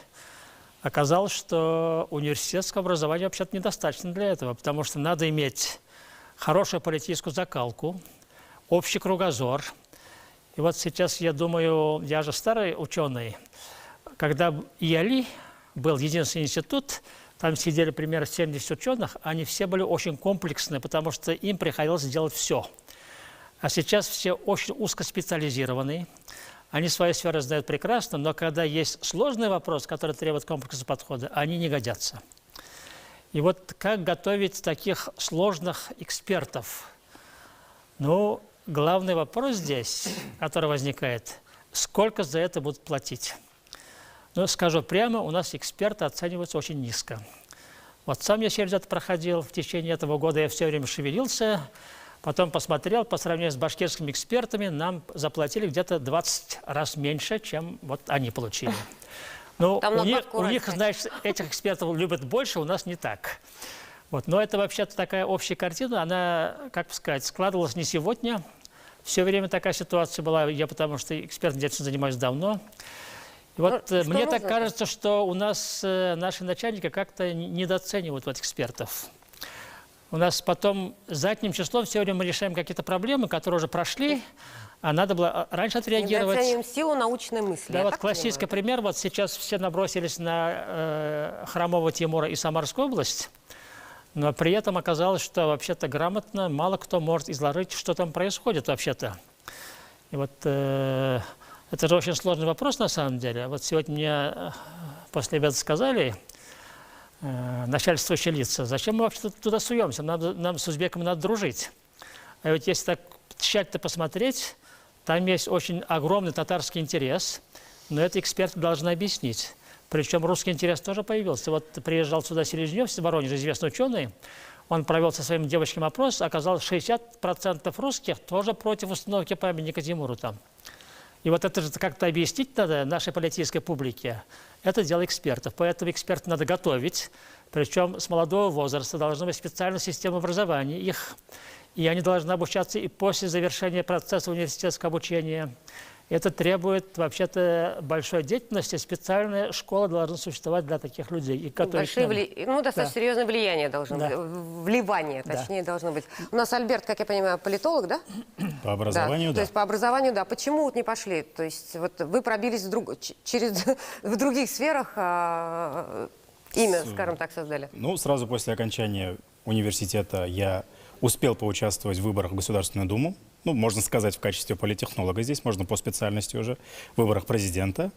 И после этого, буквально через пару лет, наверное, для меня уже было очевидно, что параллельно вести журналистскую деятельность и заниматься, ну, какой-никакой, но политологией нереально. Я бросил аспирантуру после 3 лет обучения, кандидатскую я не защитил. Я потерял всякий интерес после того, как увидел, какие процессы могут происходить внутри. И на сегодняшний день, к сожалению, мое глубокое убеждение еще не поменялось. То, что современная политологическая наука, к сожалению, в нашей стране может описывать только фасад политической картины. Что происходит внутри, какие лоббистские интересы там существуют и какие процессы протекают, и какие центры интереса есть, здесь я абсолютно согласен. К сожалению, там не хватает экспертного мнения. И такие специалисты действительно пока не востребованы. Что нужно сделать, чтобы открывать, вот, я не знаю, программы господдержки, да, я не знаю, гранты, субсидии, через форум татарской молодежи? Что нужно сделать, чтобы появлялись новые гранты, имена? и субсидии, все нужно. Надо иметь специальные фонды. Специальная госпрограмма? Да, все упирается в банальные финансы. Это всегда деньги, финансирование, все упирается. Те люди, которых мы сегодня назвали, каждый из них может вести конкретное определенное направление. Дайте Ильшату Рахимбаю, он будет снимать фильмы. Дайте Егафарову, он снимет еще больше. Дайте там кому-то еще, он будет делать документальные картины, которых нам остро не хватает на сегодняшний день. Кто-то будет вести блогерскую деятельность, но будет вести как Айсин, например, с точки зрения содержания, а не картинки и каких-то там шуточек. Таких людей всегда нужно поддерживать, и в первую очередь это всегда финансово. Неважно, это уже готовые кадры, их уже обучать-то не надо. Но это сегодня, мы же говорим сейчас о будущем. Мы сейчас так понимаем, что уже в академической науке, если возраст, мы сейчас тут проговаривали во время рекламы, что 60+, да, условно, то есть у нас потеряно поколение сколько? Ну, практически одно поколение точно. Одно поколение точно потеряно. Да. И мы вообще не понимаем, точка опоры через 5 лет вообще с кем условно будет выходить вообще, будут ли новые лица молодые. С кем мы работать, сейчас их непонятно, практически да. не видим, тот же самый Айсин, о котором мы сегодня говорили. Равиль, что нужно, на ваш взгляд? Чего не хватает? Ну, в принципе, все сказали, да. Здесь я хотел бы только добавить, на самом деле, любой человек хочет достойно жить и заниматься своим любимым делом. К сожалению, получается так, что любимое дело есть, достойная жизнь, может быть, где-то еще приходится подрабатывать. А это уже, сами понимаете, человек дополнительно вынужден где-то работать, подрабатывать. И профессионально заниматься своей деятельностью, это в таких рамках это достаточно тяжело. Конечно, да, это достойная жизнь, достойная зарплата и так далее. Но я хотел бы еще о другом сказать. Вот здесь Дамир Мавлаевич сказал, вот у башкир там, значит, вот больше платят. Это тоже из этого же аргумента. Но я хотел бы обратить внимание на другое. Вот наши эксперты все-таки выступают с точки зрения ученых. Башкирские вот эти политтехнологи, у них вся история, вся политология построена не на научных данных, а на каких-то мифах. Она идет полностью мифологизации. Отсюда зрителю и слушателю, конечно, это интересно слушать сказки, да, какие-то. Вот, понимаете? Да, это технология. Причем сегодня, когда мы говорим о том, что определенные академические наши какие-то традиции иногда теряются, это на самом деле так, а потому что молодежь не приходит, а причины мы с вами уже назвали. Поэтому, может быть, здесь и наши технологии немножко надо менять. Я вот пока не готов ответить на этот вопрос, потому что, как ученый, я считаю, что наука должна быть, конечно же, академической. Но в то же время я понимаю, что для слушателя немножко хочется и мифы послушать, немножко хочется и какие-то сказки, например, послушать «Тысяча одной ночью». Почему нет? Нет, извиняюсь, если надо будет, мы такой туман можем допустить. Вот, это не проблема. Можно я немножко в сторону уйду и добавлю одну мысль? У нас 4 минуты до конца программы, если одну мысль емко, только пожалуйста. добавлю. К сожалению, у нас есть такое упущение в работе с молодежью. Мы не воспитываем в них самостоятельность мышления. Вот это, скажем, вся школьная система построена на, так скажем, приглушении этой самостоятельности. У нас молодежь приходит в университет, например, она не знает, кем она хочет стать. Они приходят очень часто, 90% из них приходят по желанию родителей. Мне приходилось много раз слышать. А потом не могут мыслить. Да, после первого курса я слышал от студентов, от международников, я у них спрашиваю, кем ты хочешь стать после окончания университета? Самый популярный ответ был: не знаю. То есть человек не знает вообще, куда он идет. Это потому, что вот у нас нет вот этого воспитания самостоятельности. То есть человек, по идее, должен в 17-18 лет уже понимать, куда он идет. Это тоже большой вопрос воспитания личности, кстати говоря, я считаю. Нет, вот потом надо все-таки условия создавать и другие. Вот смотрите, Искандар Измайлов есть такой хороший историк, мой друг.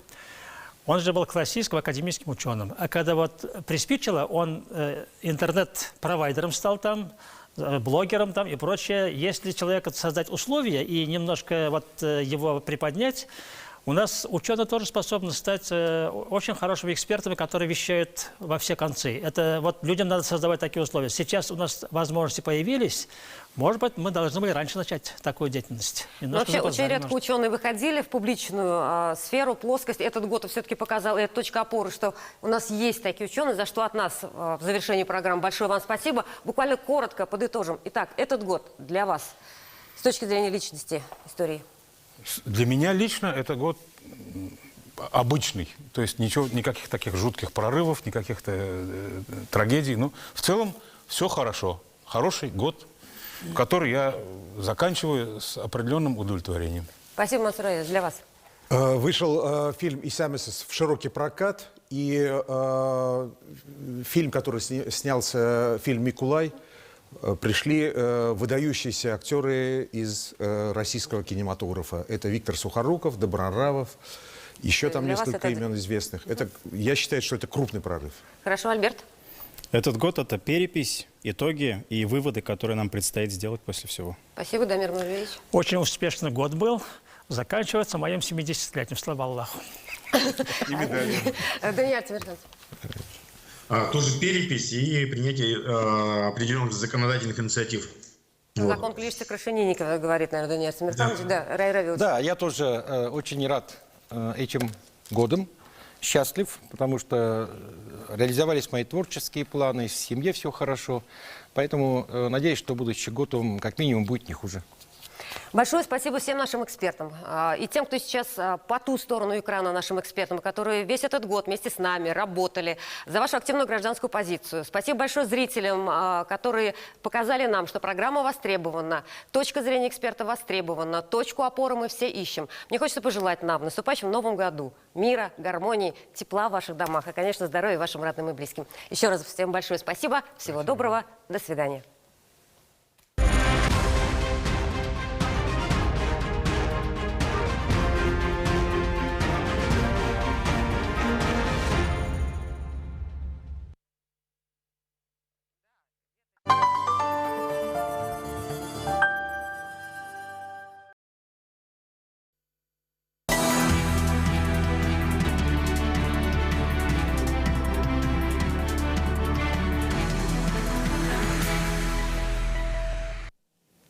Исәнмесез турдан туры эфирда Татарстан хәбәрләре, студияда Айгөл Бәдретдинова бүген программада. Ковид госпитальләрдә урыннар кими, чыршы бәйрәмендә балалар битлек киячәк. Охват прививками взрослого населения составляет 74,5. Татарстандагы санитар-эпидемиологик вазгыять турында Илгиз Шакуров. Яңа ел алды сессиясе. Район — это одно целое. Эти структуры, которые сегодня как бы поселенческий уровень, мы на них опираемся, они могут называться по-другому. 205 страниц этого закона, коллеги. Начать проработку. Дәүләт Советының быелга азакка утырышыннан Фәрүзә Мәҗитова репортажы. Мохтаҗларга ярдәм. Елыйсы килә. Шул хәтле менә хөрмәт итәләр. Бүген Казанның кайсы мәчетендә азык-төлек җыелмалары тапшырылды. Яңа ел алдыннан узган мәрхәмәтлелек акциясе турында Руслан Хусынҗанов. Республика синоптиклар һава торышының үзгәрүе турында хәбәр итте. Иртәгә көннең беренче яртысында Казанда һәм урыны белән республикада да көчле буран булачак. Җил көньяктан секундына 22 метрга җитәр дип фаразлана. Кичкә таба тизлеге секундына 26 метрда булырга мөмкин. Буран сәбәпле юлларда күз күреме 500 метр гына булачак. Көчле кар явуы, көртләр барлыкка килү көтелә. Автомобиль йөртүчеләргә аеруча игътибарлы булу кирәк. Татарстандагы ковид госпитальләрдә урыннарны киметә башлаганнар, шул ук вакытта грипп белән авыручылар саны арта. Омикрон ачыкланган илләрдән кайта торган очкычлардагы пассажирларны җинтекләп тикшереп кертәләр. Бу хакта бүген Роспотребнадзорның Татарстан буенча идарәсендә хәбәр иттеләр. Республикада коронавирус белән бәйле вазгыять тотрыкланды диләр. Бу вакытында кертелгән чикләүләр һәм вакциналаштыру нәтиҗәсе дип белгечләр. Соңгы 2 айда гына 1 миллионнан артык кеше прививка ясаткан. Әмма уяулыкны югалтырга ярамый, чөнки алда яңа ел каникуллары. Татарстандагы санитар-эпидемиологик вазгыять турында тулырак Илгиз Шакуров. Охват прививками взрослого населения составляет 74,5. Димәк, республикада күмәк иммунитет формалашырга күп калмаган дигән сүз. Хәзер 2 миллион 270 меңнән артык кеше вакцина ясаткан. Халык соңгы 2 айда актив. Бу прививка ясатуны мәҗбүри итү карары кертелү белән аңлатыла. 1 150 000. Прививка ясатучыларның 50%, ягъни 1 миллион 150 мең кеше Татарстанның баш санитар табибының карары чыкканнан соң вакцина ясатты. Вакциналаштыру һәм вакытында чикләүләр кертү коронавирус таралуны акырынайткан. Кибетләрне һәм туклану урыннарын даими тикшерәләр. 208 объектның 26-сында хукук бузу ачыкланган. Кышкы каникулларда мәктәп яны һәм шәһәр читендәге лагерьлар эшләячәк. Аларда 10 мең бала ял итәр дип көтелә.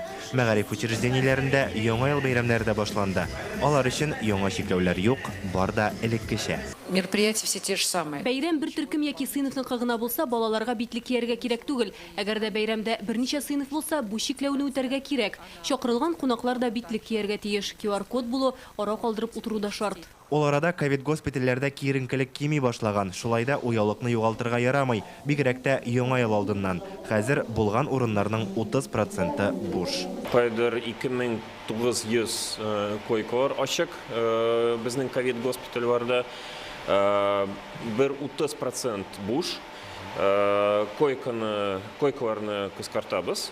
Ну, һәр көн анализ эшлибез, карыйбыз, ничә бездә пациент хәзер килде госпитальләргә, ничә койка талон мөмкин ябарга, ничә койка ачырга, кое һәм ничә. Хәзер белгечләрне халыкның грипп белән авыруы борчый. Татарстанда 272 очрак ачыкланган, шуның 118-е бу атнада. Шул ук вакытта республикада гриппка каршы вакциналаштыруда төгәлләнгән, бары тик 26% халык кына прививка ала. Белгечләр әйтүенчә, бу бик аз. Коронавирусның яңа дулкыны булмаячак дип әйтеп булмый. Дөнья буенча яңа төрле штамм тарала. Роспотребнадзор омикрон ачыкланган илләрдән кайткан очкычларны тикшереп кертә. Вакцинаның исә әлеге штаммга каршы тора алуы ачыкланган инде. Илгиз Шакуров, Гаделмин Дубаев, Яңа Гасыр каналы. Татарстанда соңгы тәүлектә 97 кеше коронавирус яктырган, аларның 48-ен хастаханәгә салалар. Авыручыларның күбесе Казанда, 4 кешенең 3 хатын-кыз һәм 1 ирнең коронавирустан гомер өзелгән. Ил буенча соңгы тәүлектә ковид яктыруның 25 меңгә якын очрагы теркәлгән. Татарстанда соңгы тәүлектә 4 мең кеше коронавируска каршы прививка ясаткан. Бүгін Дәулет Советында 2021 елдан қанун шығару ішшенлігіне нәтиже ясадылар. Күн тәртібіндегі мәселелеріні қорай башлаганчы депутатлар һәм республика жетекшілігі тіләкләр шыршысы акциясында катнашты. Отырышта Клишес Крашенниковлардың шираттағы канун проекты бойынша фикір алыштылар. Ул төбәкләрдәге муниципаль хакимият реформасы турында. Парламентта бу канунга карата нинди фикерләр яңгырады? Сессиядан Фәйрүзә Мәҗитова репортажы. Бүгін Дәулет Советының быелғы азаққы утырышы парламент фойесында шыршы бизелгән. Монда мөмкинлеге шикле ятим балаларның кыш бабайга теләкләре язып эленгән. Аларны президент, парламент рәисе, премьер-министр, депутатлар оқыды. Рөстәм Миңнеханов 3 баланың теләген тормышка ашырачак. 9 яшьлек Олег Рыков пеноблоклар заводына сәфәр оештыруларын сораган. Чаллыдан 10 яшьлек Камил Петров танк йөртү турында хыяллана. Екатерина Мошкина ноутбук алуларын тели. Үтәрбез диде президент. Музыкальный инструмент. Фәрит Мөхәммәтшин 16 яшьлек Спас районы егетенә гавай гитарасы алып бирергә вәгъдә итте. Сессияны да бүләкләр турындагы канун проектын караудан башладылар. 7 бала үстергән күркәм гаиләләргә дәүләт бүләге булдырыла. Ул ата-ана фидакарьлеге медале. Данной медалью награждаются. Бу медаль белән 7 бала тәрбияләүче гаиләләр бүләкләнә. Аларның 7 балалары да исән булган очракта һәм төпчегенә 7 яшь тулгач бирелә. Бүген депутатлар җирле үзидарәләр турындагы федераль канунга карата үз фикерен белдерде. Бу канунны да Клишес белән Крашенинников әзерләгән. Документ киләчәктә муниципаль хакимияттә авыл җирлекләре системасын бетерүне күздә тота. Әйтик, хәзер Татарстанда 1000-гә якын муниципаль берәмлек бар. Бу канун кабул ителгән очракта республикада Казан белән Чаллы, димәк 2 шәһәр округы һәм хәзерге 43 район барысы да муниципаль округлар булып кала. Законның нигезендә шулай безнеңчә сакланып кала. Авыл җирлеге булсын, ул бүген шәһәр җирлегеме булган бүтән мөмкинчелекләр үзләренең фикерен, үзләренең тәкъдимен халык әйтәләр. Бу яңа формалар барлыкка килгәннән соң да. Парламентта бу канун буенча фикер алышканда Рөстәм Миңнеханов сүз алды. Двухуровневая система муниципалитетов в мире нигде нет. Это абсурд. Другое дело, понятно, все это потребует каких-то действий. Но у нас была очень хорошая система. Я еще главой работал, когда как бы наш президент назначал там, и вся эта система работала. Ну, сегодня я не сказал бы, что у нас система не работает, но она очень сложная. Татарстандагы белгечләргә канун проектын анализларга үз тәкъдимнәрен әзерләргә кирәк була. Эшче төркем оештыру турында килештеләр. Будем просить всех депутатов, и не только депутатов, Рустам Ильич, и правительства, и Совет местного самоуправления, Экзамсаматович, и другие общественные наши организации. Мы создадим или республиканскую, или парламентскую такую большую рабочую группу, которая будет готовить предложения. Готовьтесь к этому, пожалуйста. Депутатлар бу канун проектын хуплап тавыш бирде. Бүгенге утырышта Татарстан белән Оренбург өлкәсе шикләрен билгеләделәр. Хәзер бу кем җире дип бәхәсләшеп тору булмаячак. Җир һәм мөлкәт мөнәсәбәтләре министрлыгы зур эш башкара. Все эти спорные вопросы решаем, поэтому тоже, во-первых, молодцы Минзем, эту тему взяли и приводят в порядок. Бүген республика казнасына да үзгәреш кертеләр. Физик затлардан салымнар җыелган, федераль үзәктән субсидия килгән. Киләсе ел казнасында кытлык кими. Бу инде 24 миллиард кытлык каплау өчен быелгы ел акчасы калу турында иде. Менә шу 24 миллиардның 8 миллиард ярымы менә быелгы елдан күчәенде һәм шул кытлыкны капларга китәчәк. Дәүләт Советы эшчәнлегенә дә нәтиҗә ясадылар. Хисапны Фәрит Мөхәммәтшин җиткерде. Быел 10 сессия уздырылган, 200-дән артык канун проекты каралган. Корал әйләнеше, наркотиклар, деструктив мәгълүматны чикләү турындагы федераль законнарга үзгәрешләр тәкъдим ителгән. Шулай ук Дәүләт Думасы төбәкләрдә хакимиятне оештыру принциплары турындагы законга Татарстанның 5 тәкъдимен раслаган. Я хочу вас поблагодарить за принципиальность, смелость. И когда мы с вами единодушно 100% проголосовали за то, что мы не можем поддержать этот законопроект в представленной редакции, значит, федеральный законодатель тоже начал более серьезно относиться к этому законопроекту. И вот наши поправки, часть из наших поправок были услышаны. Очень положительно оцениваю активную работу депутата Прокофьева, которого мы с вами делегировали.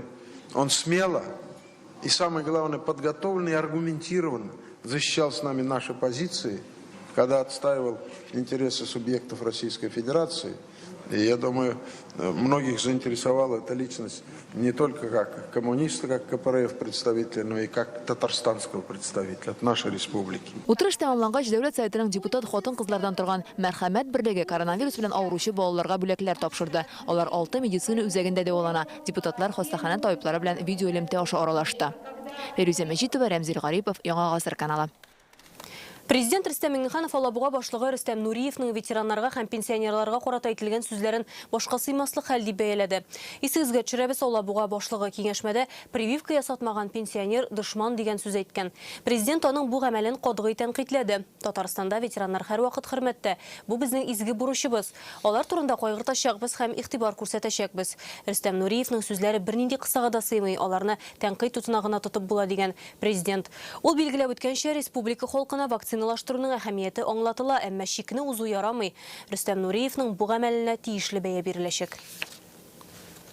100 чакрым ремонтланган юл, 400 ишегалды тәртипкә китерелгән, 10 яңа балалар бакчасы һәм мәктәпләр төзелгән. Моннан тыш метроның 2нче линиясе, Вознесение тракты һәм Горький шоссесына дублер юллар салына. Бу быел Казанда башкарылган күләмле эшләр.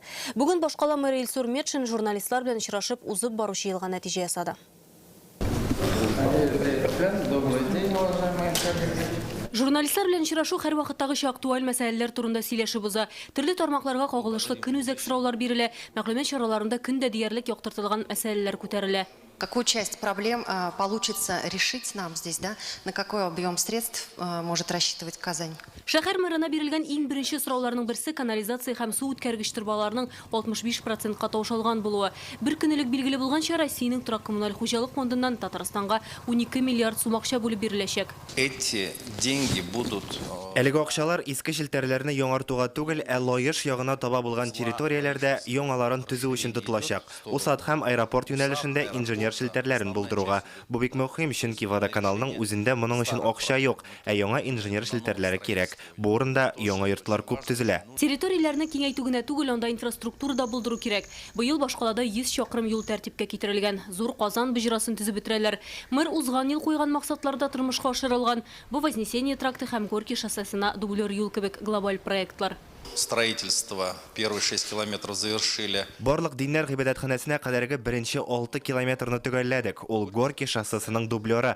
Хәзер М7 трассасына кадәрге участокның проектына тотынабыз. Казанның 1000 еллыгыннан соң мин әле эшли башлаганда гына без шундый эшләргә алыначакбыз дип әйтсәләр, ышанмаганда булыр идем. Имин һәм сыйфатлы юллар илкүләм федераль проектына рәхмәт. Пандемиягә карамастан социаль проектларның берсе дә тоткарланмады. Быел 2 яңа мәктәп, 8 балалар бакчасы ачыла. Республика программалары ярдәме белән 400-дән артык ишек алды һәм 300-гә якын торак йорт ремонтлана. Метроның 2нче линиясе төзелә башлады. Цены скакнули просто в космос. Бәяләр кинәт күтәрелсә дә, без әлеге программаларның барысында тормышка ашырдык. Иң элек башкалада яшәүчеләргә рәхмәт белдерәсе килә. Аларның хезмәт сөючәнлеге нәтиҗәсендә Казан шулай чәчәк ата. Президентыбыз Рөстәм Миңнехановка, хөкүмәттәге хезмәттәшләребезгә дә рәхмәт. Болгар радиосы журналисты үзенчәлекле сорау бирде. Тылсымчы булсагыз, киләсе елда иң беренче нәрсәләрне эшләрегез? Минемчә, пандемия Ходай Тәгалә җибәргән бөтен илгә, безгә генә түгел, бөтен илләргә. Кеше аңнасын, Ходайны искә алсын.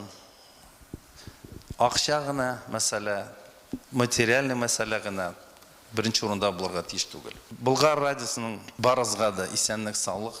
Шәһәр башлыгы яңа ел каникулларында да эш турында онытып булмый ди. Алда әле кышкы бураннар һәм аның белән бәйле коммуналь мәшәкатьләр. Майгөл Бәдретдинова, Юлия Гоголева, Марат Зайдуллин, Яңа Гасыр каналы. Ел дәвамында РКБга 95 мең кеше мөрәҗәгать иткән, 45 мең кеше стационарда дәваланган, табиблар 31 мең ярым операция ясаган, биредә 7 мең ярым бала дөньяга авыз. Табиблар Россиядә икенчеләрдән булып моноклональ антитәнчекләр куллана башлаган. Бу ковид белән авыручыларны аякка бастыруны җиңеләйтә. Быел бавырны күчереп утырту буенча 27 операция ясалган. Бу эштә Мәскәү һәм Санкт-Петербургтан кала Татарстан үзәк хастаханәсе 3нче урында. Әлегә төп проблема хезмәткәрләрнең күңел тынычлыгын саклап калу дип баш табиб Рафаэль Шәвәлиев. Алар белән даими рәвештә психологлар эшли. 2021 Татарстанда цифрлаштыру елы дип игълан ителде. РКБда төп юнәлешләрнең берсе телемедицина булачак. Biz endi bunda bir ko'p planlarimiz, prioritet plan deb sanala. Tabibning ishini бүтін келеш автоматизировать ету. Енді бізге қарағанда бізге керек телемедицина технологиялары, табипқа керек өзінің ішін жеңілейту, анда эффектив ішлеу барлық планларда біздің қойылған. ДРКБ табиплары яңа ел алдынан мұғжизаға тең операция ясаған кішкене қызның ғұмырын соқлап қолалған ұшырақ турында бүгін «Реальный время» интернет-газетасы яза. Бүгін Рустам Минниханов Россия Дәулет Думасы Советінің һәм Россия президенті қоршындағы фән һәм мәғариф Советінің уртақ отырышында қатнашты. Ол Владимир Путин жетекшілігінде онлайн өтті. Кеңешмәдә узып баручы фән һәм технологиялар йылына нәтиҗә ясадылар. Фәнни тармак белән идарә итү сыйфатын яңа дәрәҗәгә күтәрү һәм фәнни тикшеренү проектларын ил буенча тормышка ашыру программасына кагылышлы тәкъдимнәрдә тыңланды. Төбәкләрнең инновациялар өлкәсендәге мөмкинлекләрен үстерү кирәклеге ассызыкланды. Бу Россиядә яшәүчеләрнең тормыш сыйфатын яхшырту өчен мөһим. Безусловно, мы должны учитывать растущий запрос людей на обновление городов, населенных пунктов в целом, на основе современных технологических, экологических стандартов, на широкое использование передовых научных разработок в повседневной жизни. Республиканың сәүдә сәнәгать палатасы бүгін узып баручы елга нәтиҗә ясады. Инновациялы проектлар, стартапларны да тәкъдим иттеләр. Быел палатага эшмәкәрләрдән 16 меңләп мөрәҗәгать кабул ителгән. Хәзер төп максат хезмәттәшләр арасында ышанычны торгызу, халыкара мөнәсәбәтләргә игътибарны арттыру, ди Татарстанның сәүдә сәнәгать палатасы рәисе Шамил Агиев. Соңгы 2 елда сәүдә сәнәгать палатасына 400 яңа оешма кушылган. Бик күп сораулар эшмәкәрләргә. Без уйлыйбыз, шул сораулар тиеш вәз генә булсын. Аларга кирәк бирергә юл. Юл бирергә ул бик авыр эш. Аны без уйлыйбыз ничек эшләргә. Традиция буенча танылган җәмәгать эшлеклесе Александр Таркаев исемендәге премия тапшырылды. Аңа 5 эшмәкәр лаек, барысы да үз хезмәтендә уңышка ирешүчеләр. Аларны һәр елдагыча онлайн тавыш биреп сайлап алганнар. Премиягә ия булучылар Казан, Түбән-Кама һәм Яр-Чаллыдан. Җиңүчеләр Сергей Рачков, Мария Горшунова, Ренат Габделхаков, Булат Мутыйгуллин. Беренче урынга металлолом җыю, эшкәртү һәм сату белән шөгыльләнүче оешма җитәкчесе Андрей Балта. Уңышлы предприниматель булырга тиеш инде. Икенчесе инде уңышлы гына акча гына эшли торган кеше булмасын. Ул социаль яктан кеше булсын, теге кешегә булыша торган. Бүгенге көнгә без объемна Русия бик күп объектлар төзибез һәм безнең предприятие бик күп кешеләргә булышабыз. Победа в этом конкурсе для меня. Бу җиңүгә ирешү дусларымның миңа тавыш бирергә теләвеннән генә түгелдер. Аларга әйтеп куйган идем, әгәр премия алам икән, бу акчаларны кемгәдер ярдәмгә тотачакмын дип. Алар тавыш биреп, хәйриячелеккә дә өлеш кертте булып чыга. Россия мөселман эшмәкәрләре берлегенең Татарстан әгъзалары мохтаҗларга яңа ел күчтәнәче тарата. Республиканың 20-гә якын районында булып аз керемле гаиләләргә азык-төлек җыелмалары тапшырганнар. Бүген бәйрәм бүләкләрен Казан мәчетләренә барып бүләштеләр. Мөселман эшмәкәрләре хәйрия ярдәмен ел әйләнәсе күрсәткән. Киләсе елда да дәвам итәрбез дип ышандыралар.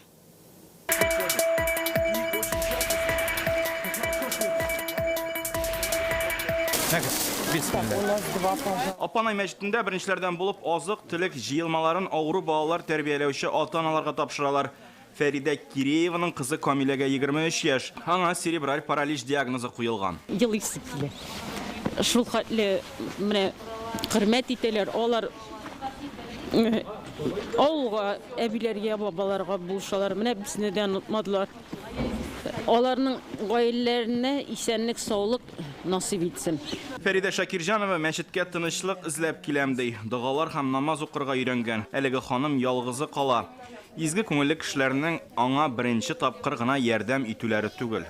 Коронавирус башлангач, китерделәр мөмкин ризык, ифтар бит инде. Баштан кызларны теге каршалам, ана 2 рәкать намаз укыйм җулап, аннан ашыйды.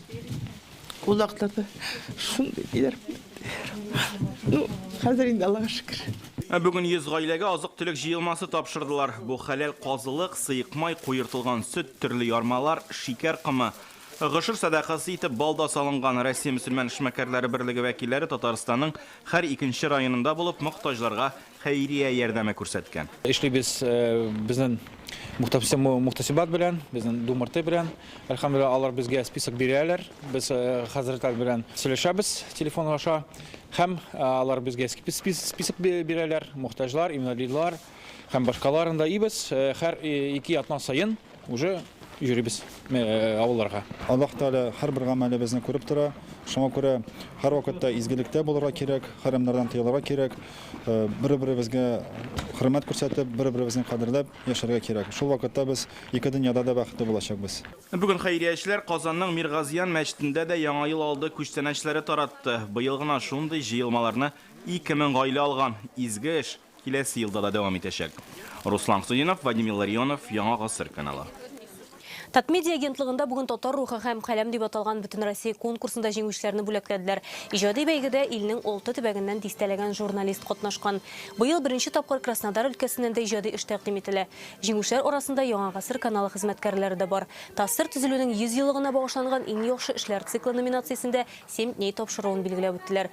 Рәхмәт хатлары һәм истәлекле бүләкләр Татарстан хәбәрләре, Новости Татарстана, Кым сәгате тапшыруларын әзерләүчеләргә һәм Без татарлар фильмын төшерүчеләргә бирелде. Эшләрне сайлаганда бик авыр булды. Шуңа өстәмә бүләкләр булды. Бөтенесендә әйтеп китәсе килгән, бөтенесендә мактасы килгән.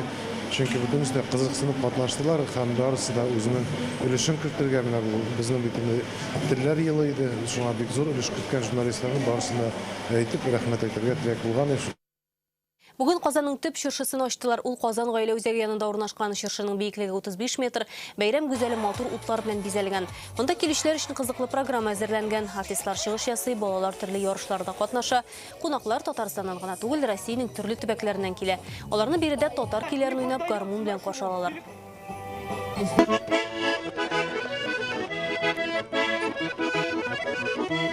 Салкын булса да, кешеләр киләләр, чөнки программа матур әзерләнде. Теләчедә киләсе ел символы юлбарысының республикадагы иң зур сынын ясаганнар. Биеклеге 5, озынлыгы 20 метр булган сын солам, кар һәм буздан. Аны район яшьләре һәм төрле оешма хезмәткәрләре булдыра. Бүген Теләчедә кыш бабайлар һәм кар кызлары парады да узды. Алар барысы бергә район үзәгеннән төрле транспортта җилдереп үтә. Күңелле бәйрәмнән безнең репортаж.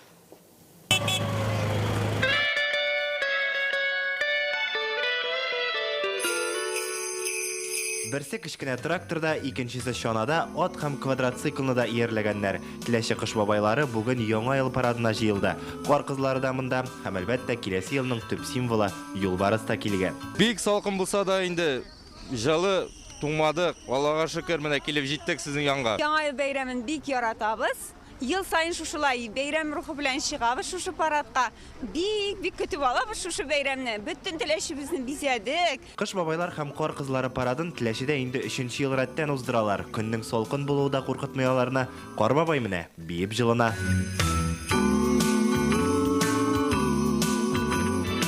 Яраткан бәйрәм.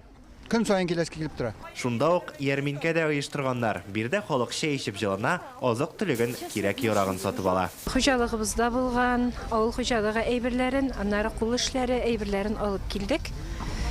Шушы Теләче халкына үзебездән инде бүләк ясыйсыбыз килде Яңа ел бәйрәме өчен. Теләче уртасында исә киләсе елның символы. Әлеге юлбарысның биеклеге 5, озынлыгы 20 метр. Теләчеләр бу юлбарыс безгә Яңа елда уңыш алып киләчәк ди. Яшьләр белән монда эшләүче предприятие оешма җитәкчеләре һәм монда эшләүчеләр белән киңәшкәннән соң шушындый фигура ясарга уйладык. Моны Salamdan, kordan, buzdan, ağaç materiallar da kirdi, başkalar da kirdi indi bunda. Моңа карасак инде 2022 ел бик әйбәт килер дип ышанабыз. Ул уңышлы ел булсын иде, ипили ел булсын иде. Менә шулай теләчләр үзләренә үзләре бәйрәм кайфы ясаган. Хәзер алар 31 декабрьне көтә. Яңа елны бүгенгедән дә күңеллерәк итеп каршы алачакбыз диләр. Илгиз Шәкүров, Алмаз Зиятдинов, Яңа гасыр каналы.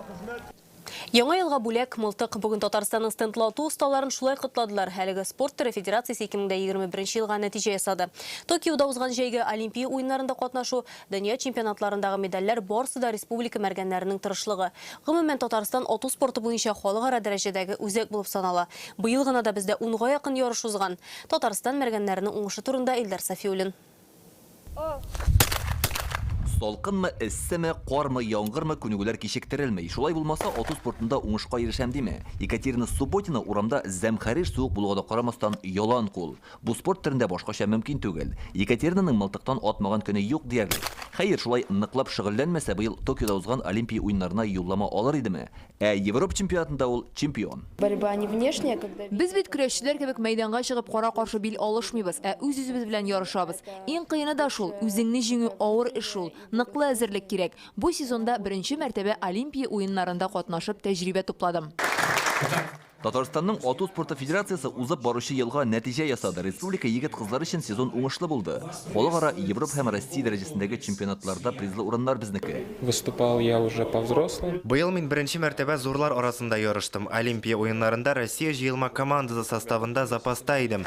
Татарстанда ату спортында тагын бер яңа юнәлеш үсештә. Ул физик мөмкинлекләре чикләр өчен пара-трап. Надежда на то, что будет он включен. Пара-трап ул Олимпия уеннары программасына керергә тиеш. Бездә талантлы спортчылар бар.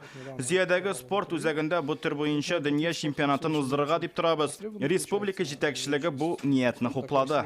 Бүген бүләкләнүчеләр исемлегендә Александр Сахарнов та бар. Ул бу сезонда халыкара гран-при ярышында чемпион исемен яулады. Киләсе елда Гарәп Әмирлекләрендә узарга тиешле дөнья чемпионатына әзерләнә. 3 раза в неделю, если можно чаще. Күнегүләр атнага ким дигәндә 3 мәртәбә 6 сәгать үтә. Әзерләнәбез. Нәтиҗә киләсе ел ярышларында күренер. Россия җыелма командасындагы 48 спортчының 25-е Татарстан егет-кызлары. Киләсе елда да зур уңышлар теләп Татарстан мәргәннәренә яңа мылтыклар бүләк иттеләр. Илдар Сафиуллин, Гадел Миңдубаев, Яңа Гасыр каналы. Әлеге сәгатькә шундый яңалыклар иде, кичләребез матур үтсен, сау сәламәт булыйк.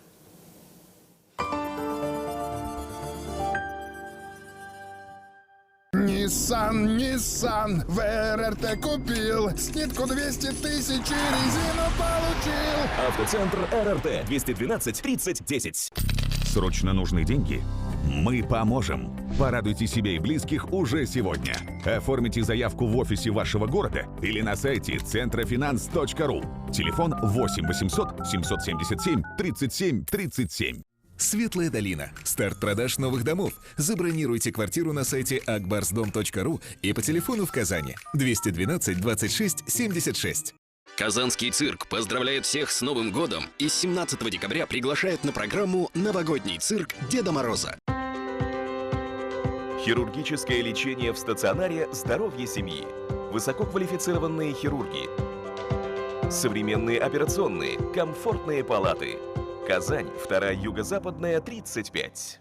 3 гыйнвар илһамлы яшьлек яңа ел тамашасы. Катнашалар Вилусманов, Алмаз Хусаинов, Филус Кафиров, Марсель Вагизов, Зарина Касанжина, Илгиз Махатдинов, Илюся Хужина, Илгиз Шейхразиев. 3 гыйнвар филармония. Белкада яңа елның түбән бәяләре бары тик бер атна гына чәшке, мутон, тедди һәм башка тартуннарга 50%-ка кадәр ташлама. Белка, Татарстан урамы 7.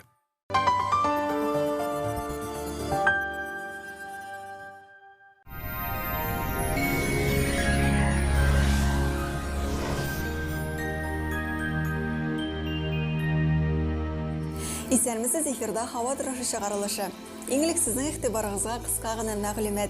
Яңа аш бүлмәсе кирәк икән, сузмагыз Данил Мастерга, кичектереп түләү шартлары белән заказ бирегез. Декабрь ахырына кадәр китереп бирү, фатирга кадәр менгерү һәм җыю бушлай.